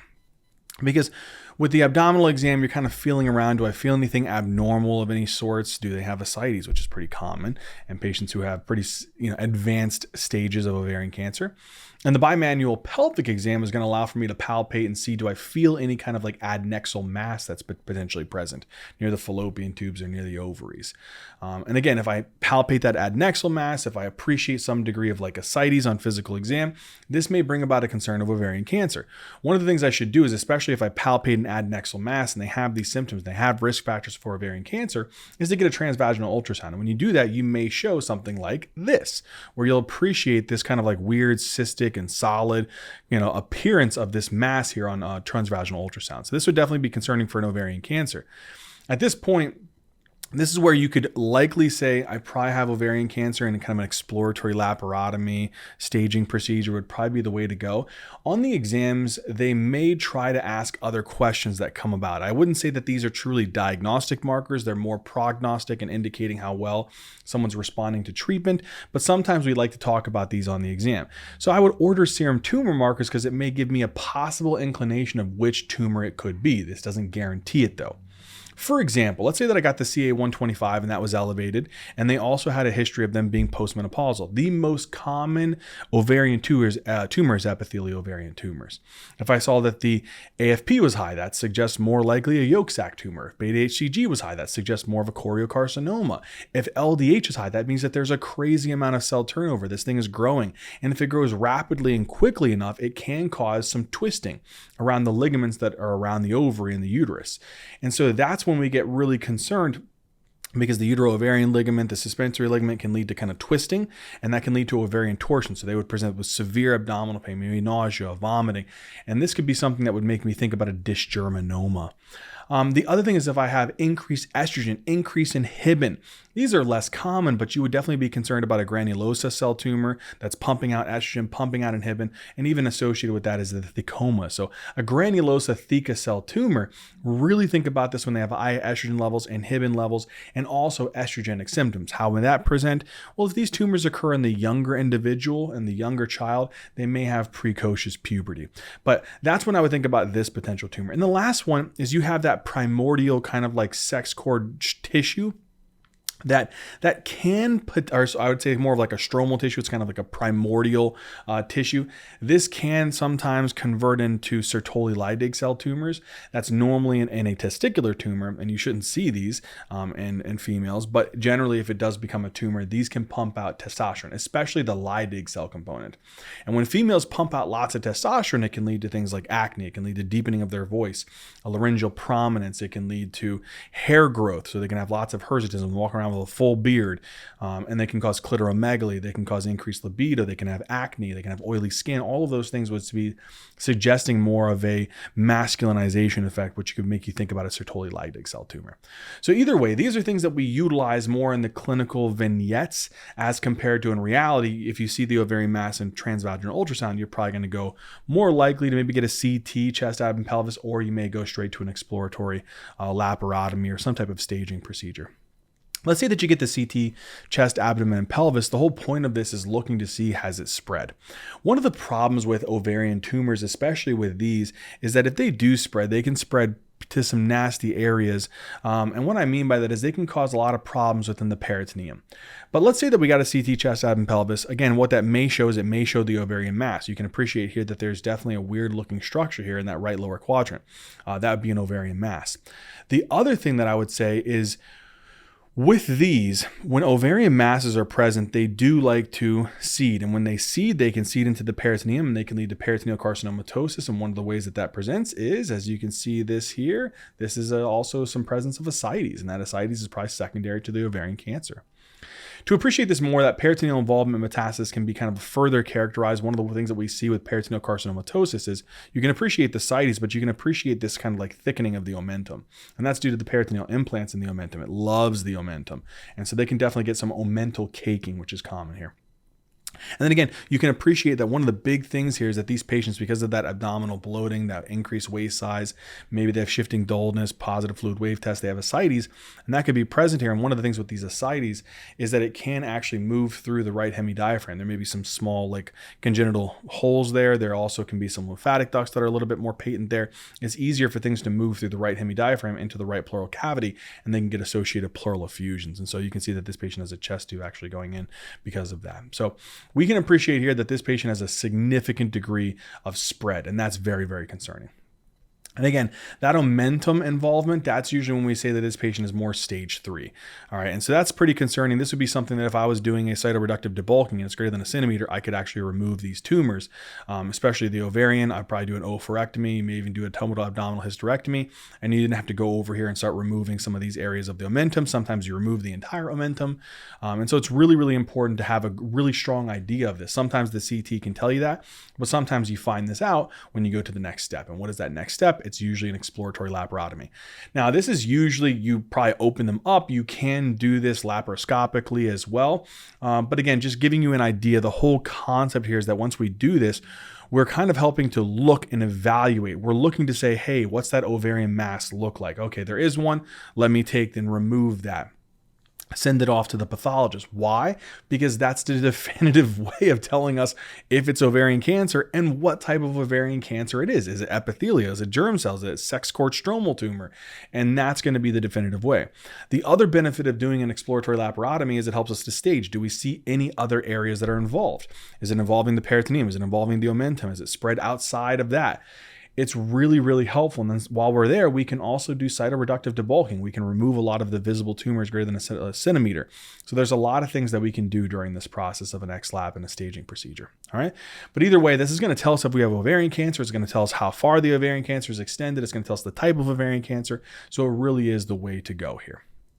All right, endometrial cancer. This is something where if you think about the risk factors, it's pretty much the exact same as ovarian cancer. It's a patient with prolonged, unopposed estrogen exposure, early menarche, late menopause, they're nulliparity, no breastfeeding. Again, also we can see this with the SERMs. So we can see this with things like tamoxifen use as well. You can see this in obesity. You can see this in patients who, again, are postmenopausal. And then also we can see this in the genetic conditions, especially things like Lynch syndrome.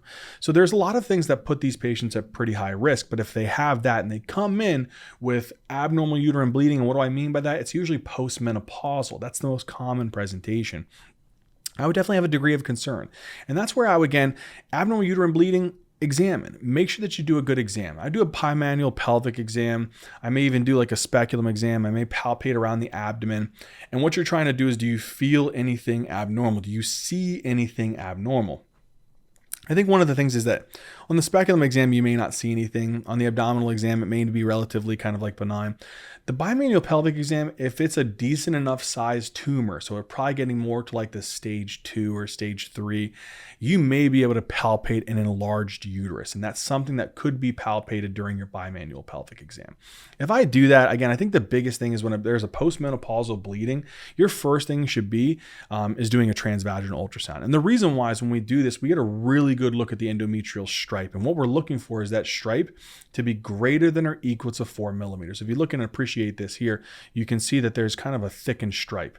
And that's pretty concerning when we actually consider this. This would be a pretty concerning feature. If a patient has an increased endometrial stripe greater than or equal to 4 millimeters, that would be pretty concerning. And I would say that this is endometrial hyperplasia, could be endometrial carcinoma.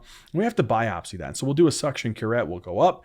We'll actually take a piece of that tissue and send it off to the pathologist. And the whole point of that is tell me, hey, what kind of cancer it is. Is it cancer? Is it just hyperplasia? All right, cool. Is it type 1 or type 2? Type 1, significantly more common. 85% of the cases are usually this one. It's usually increased amounts of glands, increasing amounts of columnar tissue. So that gland to stromal ratio is pretty high. This is usually estrogen dependent. It's associated with a lot of thickening or endometrial hyperplasia. So that's going to be the more common one, the type 1. Type 2 is usually going to be it's going to cause endometrial kind of like atrophy. This is usually going to be estrogen independent. It's not going to have as much of this gland to stromal ratio as we see here. And so this one's definitely going to be more aggressive and it's a scarier one, but it's going to be less common. And again, that biopsy would tell me which one it is. Once we've diagnosed endometrial cancer, this is not one of those that we oftentimes really go and think that it metastasizes very far. Oftentimes this one's pretty straightforward. All right. So at this point, we've diagnosed endometrial cancer. Cervical cancer is kind of another beast because it comes down a little bit more to visualizing the lesion if there is one. And if you don't visualize it, what do you do? So postcoital bleeding is the most common presentation of cervical cancer. And the reason why is you can have a friable mass. Maybe that's not a very visible fungating mass. Maybe it's a friable mass that's kind of like relatively flat on that cervix and it's not visible as much. But whenever you have sexual intercourse, there's the friction against that, that penile structure against that, friable tissue, boom, it's going to bleed. And so that's a concerning feature. And when we have that, I think one of the best things to do is to do a bimanual pelvic exam and to really evaluate with a speculum exam if there's anything in the vagina, anything along the cervix that's usually visible in this case. And so that's really going to be the way to go. And if I do the bimanual pelvic exam, I'm probably not going to feel anything like super abnormal unless this is a really large cervical mass. It's the speculum exam that's really going to be the key thing. And if I do this and I visualize a lesion, something, for example, like this would be pretty concerning. And I'd probably go right to doing a punch biopsy of this area and send this off to the pathology lab and say, hey, does this come back as invasive cervical cancer or not? And usually that's going to tell me if it is or is not invasive cervical cancer. Now, a lot of other patients, they don't really present with these visible cervical lesions. They may come in where they have postcoital bleeding. You do a speculum exam, you don't see any visible friable fungating mass. And so what do you do? In those particular situations, you should do a pap smear. And the reason why is the pap smear is going to kind of shave off a couple cells. We're going to kind of take like a toothbrush like structure and kind of scrape off some of the tissue cells there and say, hey, if I look at these tissue cells, do they look abnormal? And on top of that, do any of these tissue cells have positive HPV 16-18 phenotype? The reason why is the abnormal cells, that's concerning. You may need to do a colposcopy and a biopsy. HPV 16-18, that is a scary HPV phenotype that carries the risk of pretty decently high risk of cervical cancer. And so I think these are really, really important things to consider. So when we do the pap smear, again, what you're trying to do is you're using the speculum, you're inserting in like a little swab, and you're going to be brushing. You're going to be doing kind of a rotational movement around that cervix. And the whole point is to kind of scrape off some of those cells and then collect it into a container, send it off to the pathology lab, and then have them evaluate it and say, hey, what types of cells do we have? And this is the ones right here just off the get-go. We'll explain these a little bit more, but these are the ones that are pretty concerning. If any of these come back with high-grade squamous intraepithelial lesion, which is HSIL, atypical squamous cells of high-grade dysplasia, that's a pretty concerning one, or atypical glandular cells. This could even be concerning about a potentially endometrial cancer that's involved. So with these are pretty high grade, man. These are definitely like what I would consider pre-malignant or right there on the edge of a malignant condition. And this is something that I would go straight and do a colposcopy and then biopsy based upon if I have any lesions. The other thing is if you have HPV 16 or 18. With HPV 16, 18, these are high-grade phenotypes, and when patients are positive with these, you can't deny that, and you should have a degree of suspicion and probably say, let's go get a colposcopy with biopsy. Now, when we think about these kind of tissues, so when you do a pap smear, there's different types of cells that they could list off. They could obviously list a normal intraepithelial tissue. They also could show low-grade lesions, and these ones, they don't carry that same degree of concern unless you probably have them in the appropriate age range or they have the associated HPV 16 and 18. So when I see low-grade lesions, it's usually LSIL, which is a low-grade squamous intraepithelial lesion. Usually if they're like, they have this and they're greater than or equal to 25, I probably would do a colposcopy with a biopsy, or if they came back positive with HPV 16, I'd probably do it. Same thing for this one. If I had atypical squamous cells of undetermined significance, if they came back positive with HPV 16, 18, I probably would do a colposcopy. But if they have any of these high-grade lesions, the HSIL, the atypical squamous cells of high-grade dysplasia, or the atypical glandular cells, I'm going to go straight to a colposcopy. All right. Now, doing a colposcopy and a biopsy is beneficial because what it's going to do is you're going to give this like a little acetic acid to the cervix. And what it's going to do is it's going to show kind of like certain acetyl white changes. And so that's helpful because that's an area that is kind of concerning. It's atypical. And then we can biopsy that particular area and send it off to the pathologist and say, hey, is this invasive or not? Okay, there is cancer and it's invaded past the basement membrane. We have invasive cervical cancer. The benefit of also doing this is that when you take a biopsy, you may see, okay, there is some abnormal intraepithelial cells in that cervical tissue, but it's not all the way down and invading past the basement membrane. So that's when we start talking about degrees of cervical intraepithelial neoplasia. So it's like a type of carcinoma in situ, pretty much.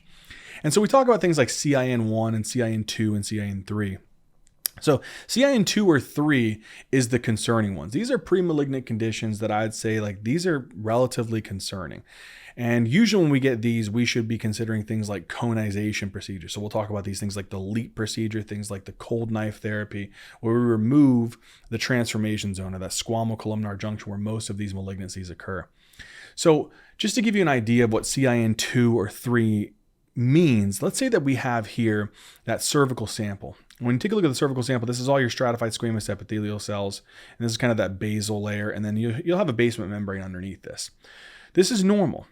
But let's say that these cells become infected with HPV 16, 18, becomes abnormal. And then what happens is, because of that, it decides to change its cellular look a little bit, and it starts to become dysplastic. And then it looks like this. Well, this is CIN1. It's not all of the entire intraepithelial layer, but it's a good chunk of it. And then you get CIN2, which is, oh man, this is really involving a significant amount of the epithelium, but it's not the complete component of the epithelium. And then you have CIN3, which is almost involving the entire epithelial layer, but it hasn't invaded past this basal cell and get into the basement membrane. And then invasive cervical cancer is when we have invaded past the basal cells into the basement membrane. So now we have invasive cervical cancer.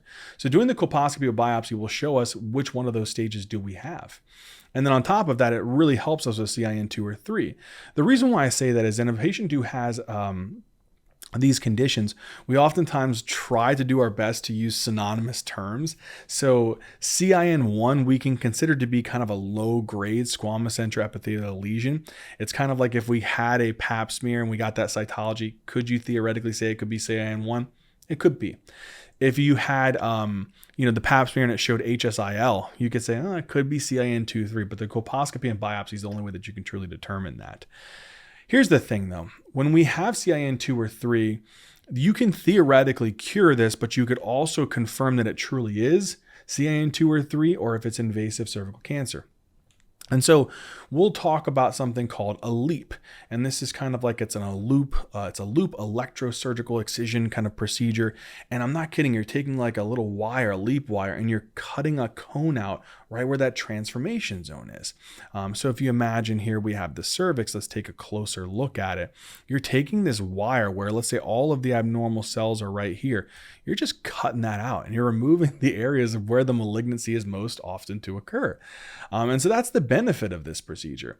You also can do this where you can do it with a knife. Now, it's not like the knife is coming out of a freezer or anything. We just say cold because it's, again, you think about the steel, it's a cold blade, right? So we're doing a knife where it's a scalpel and you're literally removing that area of the transformation zone, that squamous columnar junction. It's the same concept though. You're removing that tissue. The benefit of doing this is it can confirm if it's CIN2 or 3. And then if that is the case, you cured them. You actually treated and removed that intraepithelial neoplasia. But it also can say that when you send that cone off to the pathology lab, and they look at it, they could say, oh, some of these actual neoplastic cells did invade the basement membrane. And they could be technically more of like a stage 1A when we really think about that. And that's helpful because that's an invasive cervical cancer. And so that's the benefit of thinking about this with cervical cancer. Now, with cervical cancer, it can spread. And one of the ways that they're going to try and test you on this in the exam is that when it gets big enough, it can actually kind of, especially as you get to, I'd say, starts getting to stage 3, it starts compressing on a structure that runs down near it called the ureter. And this can actually compress on the ureters and it can lead to backflow of urine into the kidney and cause enlargement of that kidney, especially the renal calyces. And this can cause the hydronephrosis. And so that's something that we can consider.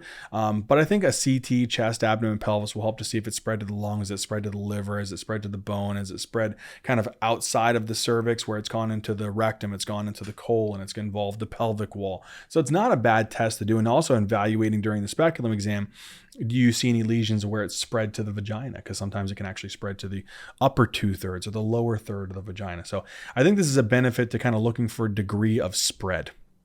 One of the things, since we talked about vaginal cancer, is we're not going to have a specific vaginal cancer workup kind of like algorithm. And the reason why is it's pretty much the same as cervical cancer. They usually present with postcoital bleeding. If you see a visible vaginal lesion, you biopsy. If you don't see a visible lesion, you probably test them for HPV, because oftentimes when we think about vaginal cancer, it's usually due to HPV, but also it could be due to cervical metastasis. So that cervical lesion fell off or it spread to the upper, 2/3 of the vagina or the lower third of the vagina. So that's one thing to consider, is that if you see a vaginal lesion, you're just going to biopsy that as compared to a cervical lesion for vaginal cancer. But when we talk about cervical cancer, kind of going off of this, when we get that CT or we kind of really try to do more of a thorough workup for metastasis, the benefit of knowing this next step is we talk about like FIGO staging. And really the key thing is just knowing if it's like a simple stage 1, 2, 3, or 4.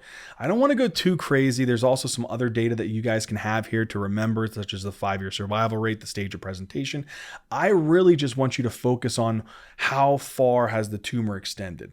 So if it hasn't really broken past the basement membrane, it's stage 0. That's your carcinoma in situ. That's your CIN2-3 technically, all right? Now, when we think about the next one, which is going to be your stage 1 is actually, it's confined to just the cervix, right? So you're going to see kind of like a mass, probably just like right here. All right. That's the big one that I want you guys to know. When we talk about stage 2 is, this is actually going to be a tumor that it's involving the cervix, right? But it's not going beyond to the point where it's going all the way out to the pelvic sidewall. It's not going down all the way to like the lower third of the vagina. Usually it kind of can invade into the perimetrium. So that's one thing, or it can involve the upper 2/3 of the vagina. So you may get some perimetrial invasion. You may get some upper 2/3 of the vagina involvement, but it doesn't go out to the pelvic sidewall and it doesn't go down to the lower third of the vagina. That's the key way that I want you to distinguish that. I know it seems a little odd. The reason why is, as we talk about stage 3, is now it does go to the pelvic sidewall and it does involve the lower third of the vagina. So if it does not involve the lower third, If it does not involve the pelvic sidewall and it's kind of in the cervix, but it's kind of going into the perimetrium, upper 2/3, that's stage 2. If it goes down to the lower third or to the pelvic sidewall, that is stage 3. And then the simplistic one to remember is stage 4 is it's either very close proximity metastasis. So you have a big stinking tumor, but this thing spreads to the rectum, it spreads to the bladder, spreads to the lungs, the liver, the bone. That's when we call this metastatic or stage 4 cervical cancer. All right, and again, you can appreciate that obviously as you go down towards the stage 4, that 5-year survival rate is going to be consistently plummeting down. And obviously stage at presentation, most people will kind of present at stage 1. All right. When we talk about cervical cancer, it's important to remember that this is one of those cancers that we want to screen for because a lot of them, it's unfortunate, but this is kind of a sexually transmitted infection. So usually people who are having sex at a young age, people who are having unprotected sex, those who are immunocompromised, these are people who are at high risk of HPV. And so 1618 is the primary phenotypes that we could concern because it contains that mutagenic potential or that carcinogenic potential as well. And so we want to screen these patients with pap smears. That's the primary way. You can do HPV testing. It kind of just depends on what the USPSTF guidelines tell you. So what are those guidelines? Well, the guidelines say that if the patient's 21 to 29 years of age, we should do a pap smear every 3 years. We don't have to do any HPV co-testing unless something comes back really abnormal from the pap smear. And then we can go from there. The other thing is 30 to 65. And this, we have two options. You can do the pap smear every 3 years, or you can do the pap smear plus the HPV testing every 5 years. So those are the two options that you have to consider in this potential scenario. All right. Now, you do the pap smear in these patients, again, based upon, what is their age, 21 to 29, 30 to 65. You can add the HPV testing in if you want to go every 5 years with the pap smear, or you don't have to, and you can just do it every 3 years. When you do the pap smear, it's the same thing we talked about. If you're doing this in a patient who has postcoital bleeding and you want to do a pap smear, you're taking that kind of brush down there, you're scraping off some cells, and you're going to evaluate it. You're going to look and see what kind of cells do I have.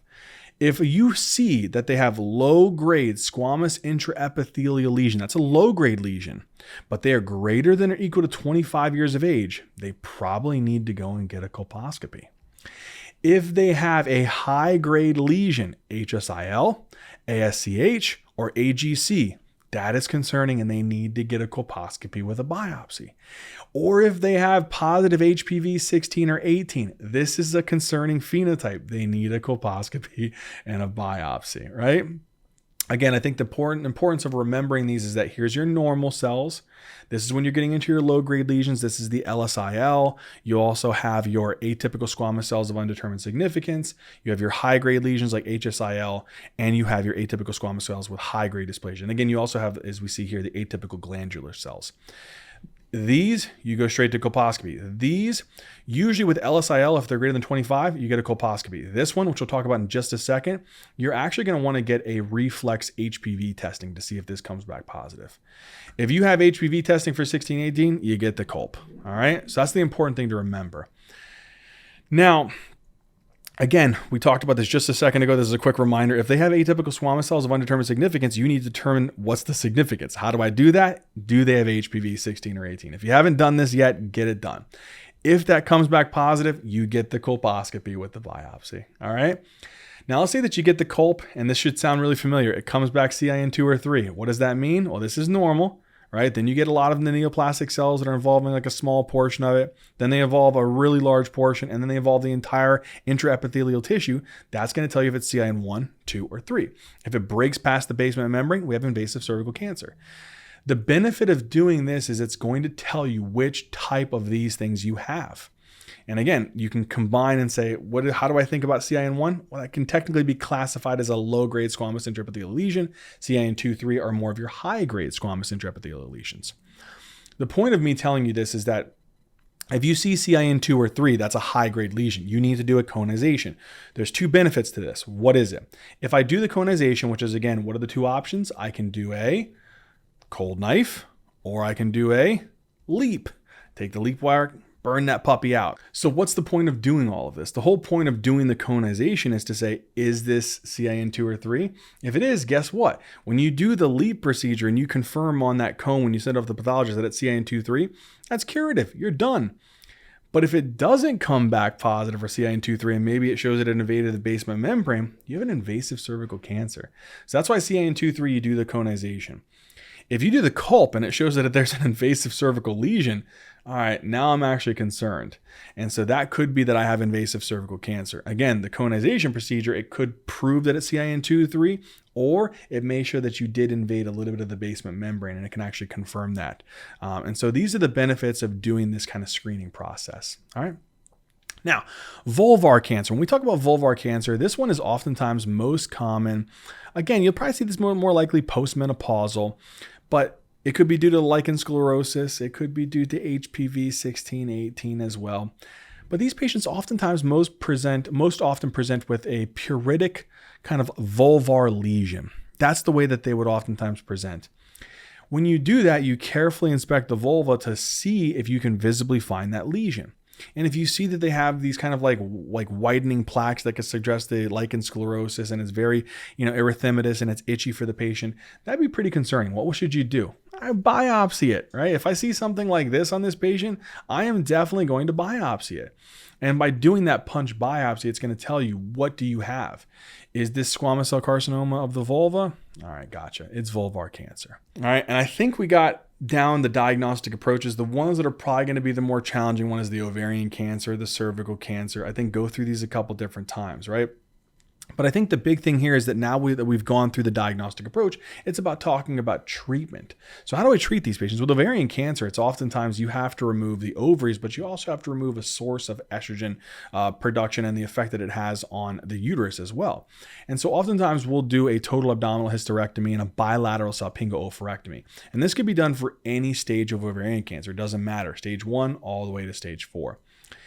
Again, what you're doing with the total abdominal hysterectomy is you're removing the uterus. And what you're doing with the bilateral salpingo-oophorectomy is you're removing the fallopian tubes and the ovaries. All right.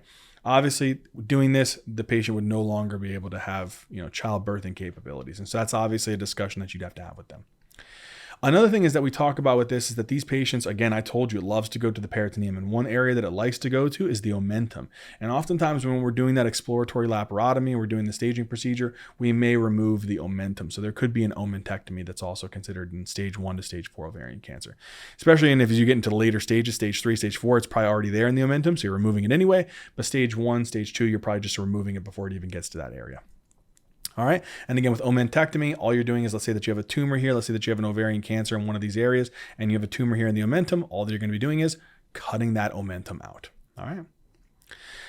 Now, the next thing that we should do in these patients is consider things like chemotherapy, right? Carboplatin, paclitaxel. This is usually going to be adjuvant therapy. So what does that mean? That means you're going to be giving it after they've gotten that surgical procedure. So once you've diagnosed that they have ovarian cancer, you do the exploratory laparotomy, the staging procedure, you remove the ovary, you remove the uterus, you remove the fallopian tubes, and you remove the omentum. You do a lot of cytoreductive debulking to remove any kind of peritoneal masses that are greater than a centimeter. Then what do? You hit them with chemotherapy afterwards. It can be given prior to surgery, but it's usually in those where it's a decent sized tumor and you're maybe trying to just decrease or downstage the size of the tumor before you do some type of surgery. So you can consider that in stage 3 or stage 4 when there's a little bit of a larger tumor or you have lots of peritoneal implants or it's kind of metastasized to some other areas. All right. Targeted therapy is something you can consider. I wouldn't go too crazy remembering this, but we can use PARP inhibitors, olaparib, and this may sound familiar. We talked about this in breast cancer. Well, what's the type of mutation that we can see in both breast and ovarian cancer? That's BRCA.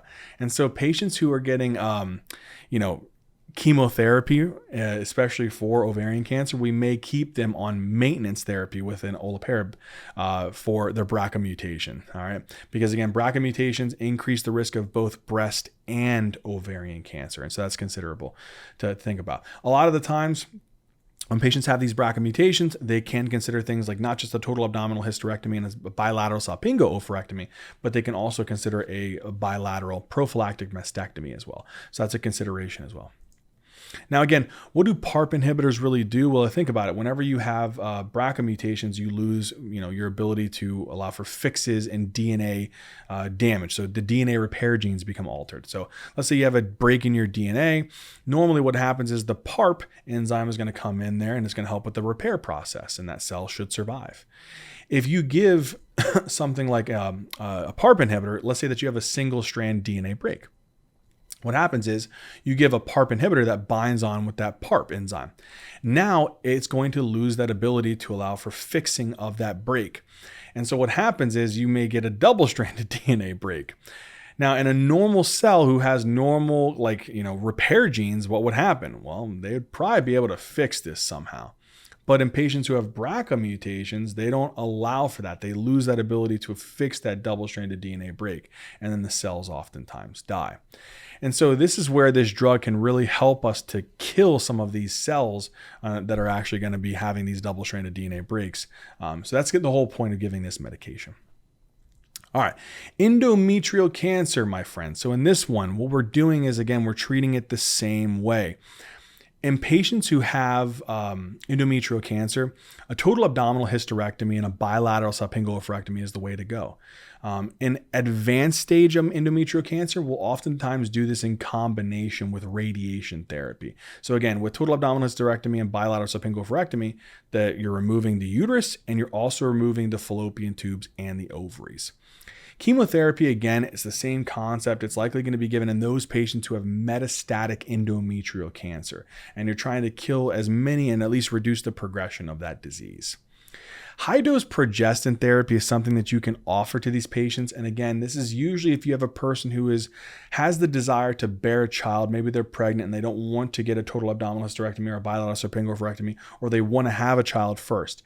You can consider things like high-dose progestin therapy, at least until you get them to where they have the child, they're past their childbearing age, and then you remove the uterus, the fallopian tubes, and the ovaries. So you can do that if it's more in the early stages of endometrial cancer and you still want to have the ability to bear a child. The concept behind this is that, well, your hypothalamus produces something called GnRH, right? GnRH tells the anterior pituitary to make FSH. FSH goes to the ovary, and that helps to increase estrogen production. That actually tells the uterus to what? Go through a proliferative stage. Problem with this is that in these patients over time and time and time of where there's no progestin to oppose this, it can lead to thickening of the endometrium, so they can get endometrial hyperplasia. The other thing is that GnRH can tell the anterior pituitary to produce LH, and LH tells the ovary, it actually causes the secondary oocyte that's frozen in metaphase 2 to pop out, and it causes ovulation. And the ovulation is what helps us to allow for the process of fertility to occur. More ovulation, though, increases the risk of ovarian cancer, obviously. Now, the big thing here is that when we talk about progestins, it actually can work to suppress GnRH. And so that's one benefit. And if we suppress GnRH, that can suppress the FSH and the LH. But progestins also can shut down that pathway in general. So it can also shut down the anterior pituitary. And so if we shut down FSH, what's going to happen to the ovary? That's going to have a reduction in estrogen. What's going to happen if we have a reduction in estrogen at the uterus level? That's going to lead to decreased proliferation. If we have decreased proliferation of the endometrium in the uterus, what's going to happen to that hyperplasia? It's going to theoretically decrease. So that's why giving progestins in patients who have endometrial hyperplasia is really the go-to. It's not as desirable in patients who have endometrial cancer unless we have a very valid reason, and that's that they want to preserve fertility for a certain amount of time. Again, the other benefit of giving progestins is that they also do what to the LH? They suppress LH production. That's going to cause a decrease in the ovulation. And that decrease in ovulation is what gives you that contraceptive type of function. The other thing about progestin is it can work directly on the uterus. And so progestin has more of an opposing action where it doesn't want to cause proliferation. It actually wants to trigger more of a secretory effect where it secretes more of a glycogen-rich broth that helps to allow for the fertilization processes, especially for implantation and feeding the embryo. So that's the whole goal in there. And so when you do progestins, you're basically trying to oppose estrogen, lead to less proliferation, lead to more secretion, lead to less ovulation. And that's the purpose of doing this. But you should only do it until a certain point where they bear a child, and then you should remove the uterus, the ovary, and the fallopian tubes. All right.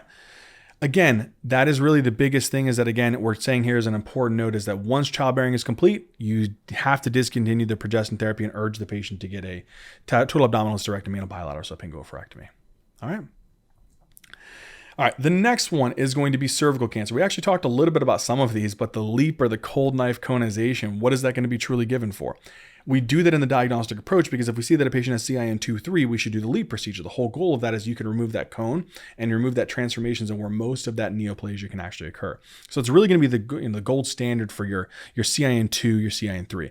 You can use it in the early stage cervical cancer, like stage 1, stage 1A, especially if you have the fertility desire. But I wouldn't say it's your first line. I would say that that's not going to be the preferable first line. But it can be considered if you still want to try and have a baby, because obviously, what's the goal in cervical cancer? If you have it, you're probably gonna have to remove the uterus. And so hysterectomy would be the way to go here. But if you have the desire to have a child and you have a very, very early stage, I'm probably saying like stage 1A, you could consider doing a LEAP or a cold knife. And so again, when we talk about these, the LEAP wire, you're using that cold knife, you're using a scalpel, and that's gonna be allowing for you to remove that cone, that area of the transformation zone where most often the malignancies occur. All right. And again, this is just kind of paying homage to that process we've talked about.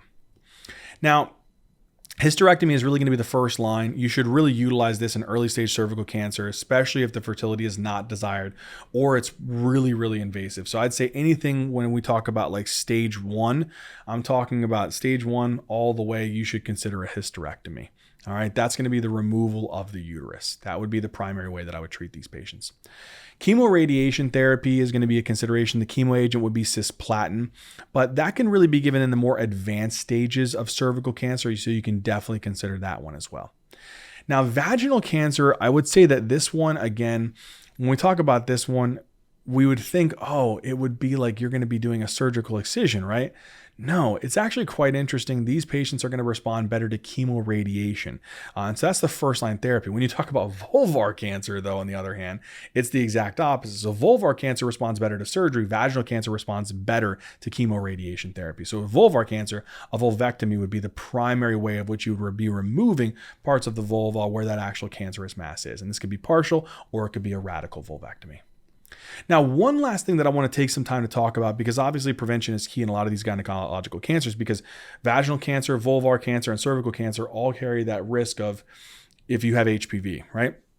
And so any HPV-related gynecological cancer, you should try to do your best to prevent that. How do we do that? One of them is by giving a vaccine, and that is the HPV vaccine Gardasil 9. So it's against 9 different types of phenotypes. And so usually this is given around ages 11 to 12 years of age. Obviously, you can have it as a catch-up if they're getting it later on in life, but this is really the goal. You're trying to reduce the risk of that kind of causing that transmission of HPV. Or at least giving them the immunity to fight off. I should say more specifically, giving them immunity to fight off the HPV. When you try to reduce the transmission, that's when it comes to safe sex practices. Obviously, abstinence or utilizing condoms, this is going to reduce that transmission of the HPV. And then routine screening is going to allow for us to identify any kind of abnormal, high-grade, low-grade squamous intraepithelial lesions, identify HPV 16, 18 phenotyping so that we can go through the steps to say, hey, let's get a colposcopy. Hey, they have cervical cancer. Hey, they have CIN2-3. Let's do a leave. Let's do a conization. Let's do a hysterectomy, etc. We want to catch this before the patient has stage 4 and it's spread all over the place. So utilizing a pap smear every 3 years for 20 to 29, or doing it every 3 years, or a pap smear plus an HPV testing every 5 years for those who are 30 to 65 years of age is going to be the way to go. And again, you're just doing that pap smear as a way of being able to test for specific types of cytology like low-grade squamous intraepithelial lesions or high-grade squamous intraepithelial lesions. All right.